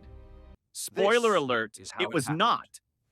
He put the gun in his pocket and said, "Now watch. This is how he did it." He pulled the gun out. The hammer snagged on his clothing. And bang. He shot himself directly in the stomach. He didn't die immediately. He lived long enough to hear the doctor say, "Yeah, that's fatal." But here is the crazy part. The trial was still going on. When the jury heard that the defense lawyer had literally recreated the accident and died from it, they had no choice. They concluded, well, if the lawyer did it, the victim could have done it too. They acquitted the client. The client walked free. Clement Vallandigham is the only lawyer in history to win a murder case by inadvertently sacrificing his own life to prove a point. That is dedication to the job. Most lawyers bill you by the hour. This guy billed with his life. He won the argument, but he definitely lost the war. Number 10. Next, let's talk about a name you definitely know. Jack Daniel. Yes, the man behind the world's most famous Tennessee whiskey. You would think a guy who made whiskey would die from, I don't know, drinking too much whiskey? Or maybe a bar fight? No. He died because he had a bad temper and hated mornings. One morning in 1906, Jack arrived at his office early. He wanted to get some paperwork done. He went to his large iron safe to open it. But Jack was getting old, and his memory wasn't great. He couldn't remember the combination. He tried one number, stuck. He tried another number, stuck. Damn it. Jack got frustrated. He started yelling. Finally, in a moment of pure rage, he decided to punish the safe. He wound up his leg and kicked the solid iron safe as hard as he could. Now, physics lesson, iron is harder than bone. Jack shattered his big toe. He didn't go to a doctor immediately. He just limped around. The toe got infected. Back then, infection was a death sentence. It turned into blood poisoning, sepsis. Eventually, they had to amputate his foot, then his leg. But the infection kept spreading.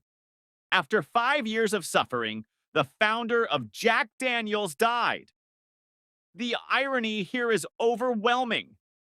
If he had just waited for his nephew to come to work, the nephew knew the combination. He made whiskey. Whiskey is an antiseptic. If he had just poured his own product on his toe immediately, he might have survived. Instead, he fought a metal box, and the box won. The safe is actually still there in Lynchburg, Tennessee. Visitors go to see it. It's the only safe in the world with a confirmed kill count. So next time you forget a password, don't punch your computer. Just take a deep breath. Your toes will thank you. Number 11. We are talking about Gouverneur Morris. He was a founding father. He literally signed the U.S. Constitution. He wrote the preamble. You know, we the people. The guy was a genius, a diplomat, and a ladies' man.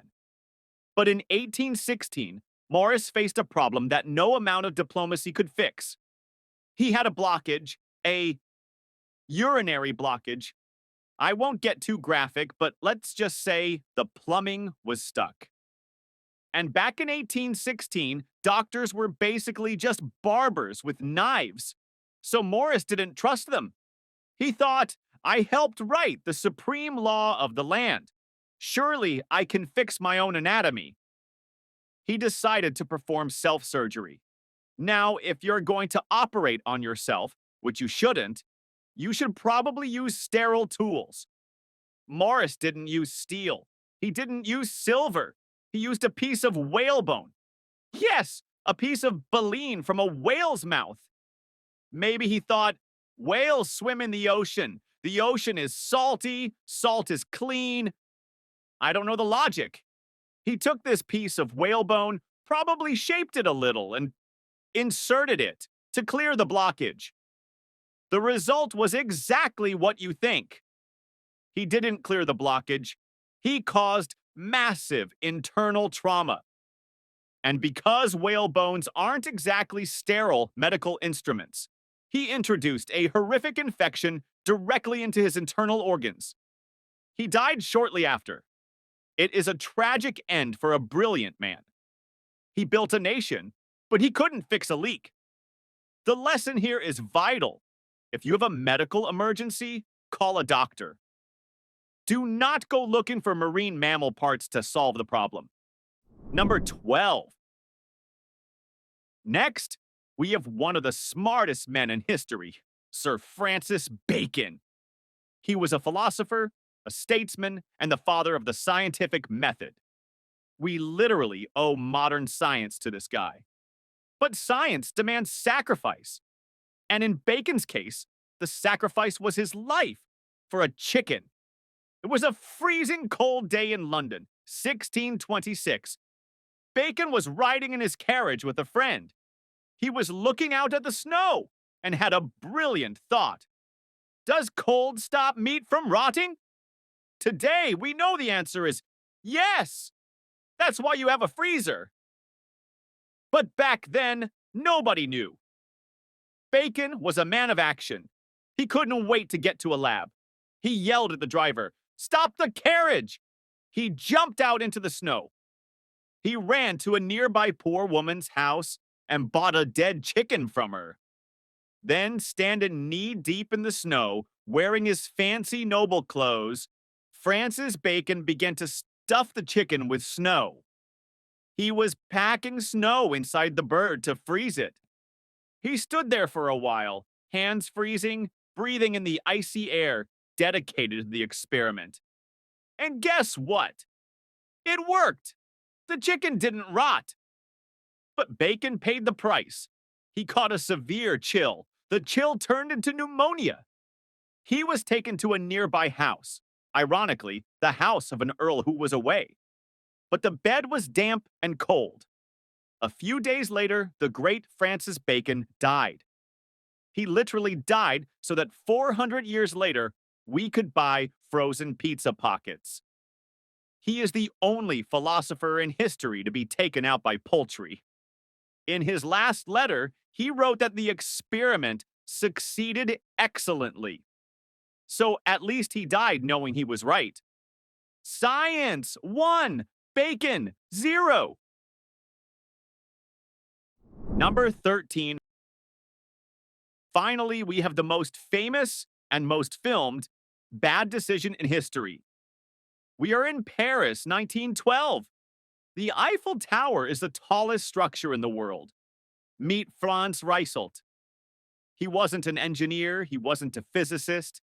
He was a tailor, a guy who made suits. Franz had a dream. He believed he had invented a parachute suit. Basically, it was a giant baggy coat made of canvas and rods. He thought that if a pilot jumps from a plane wearing this coat, it would open up and they would float gently to the ground. He tested it with dummies, dolls. The dummies smashed into the ground. But Franz made excuses. The dummies can't open their arms. It will work if I do it. He got permission to test it from the Eiffel Tower. The police thought he was going to use a dummy again. But when Franz showed up on February 4th, 1912, he was wearing the suit. The press was there. Cameras were rolling. His friends begged him not to do it. The security guard asked him if he was sure. Franz was confident. I will prove the worth of my invention, he said. He climbed to the first deck, about 187 feet, 57 meters up. And there is actual footage of this next part. It is haunting. He stands on the edge. You can see him hesitate. For 40 seconds, he just stands there, looking down. His body knew. His survival instinct was screaming, Franz, this is a bedsheet, not a parachute. Don't do it. But his ego was louder. He finally jumped. The suit did nothing. It didn't open. It just tangled around him. He fell like a stone. Gravity did its job. He hit the frozen ground in about 3 seconds. The impact left a crater 6 inches deep. He died instantly. The next day, the newspapers were brutal. One headline just said, "The inventor of the parachute suit is dead." It is a tragic story of belief overcoming physics. Just because you believe you can fly doesn't mean gravity agrees with you. If your invention fails every safety test, maybe don't test it with your own body on national television.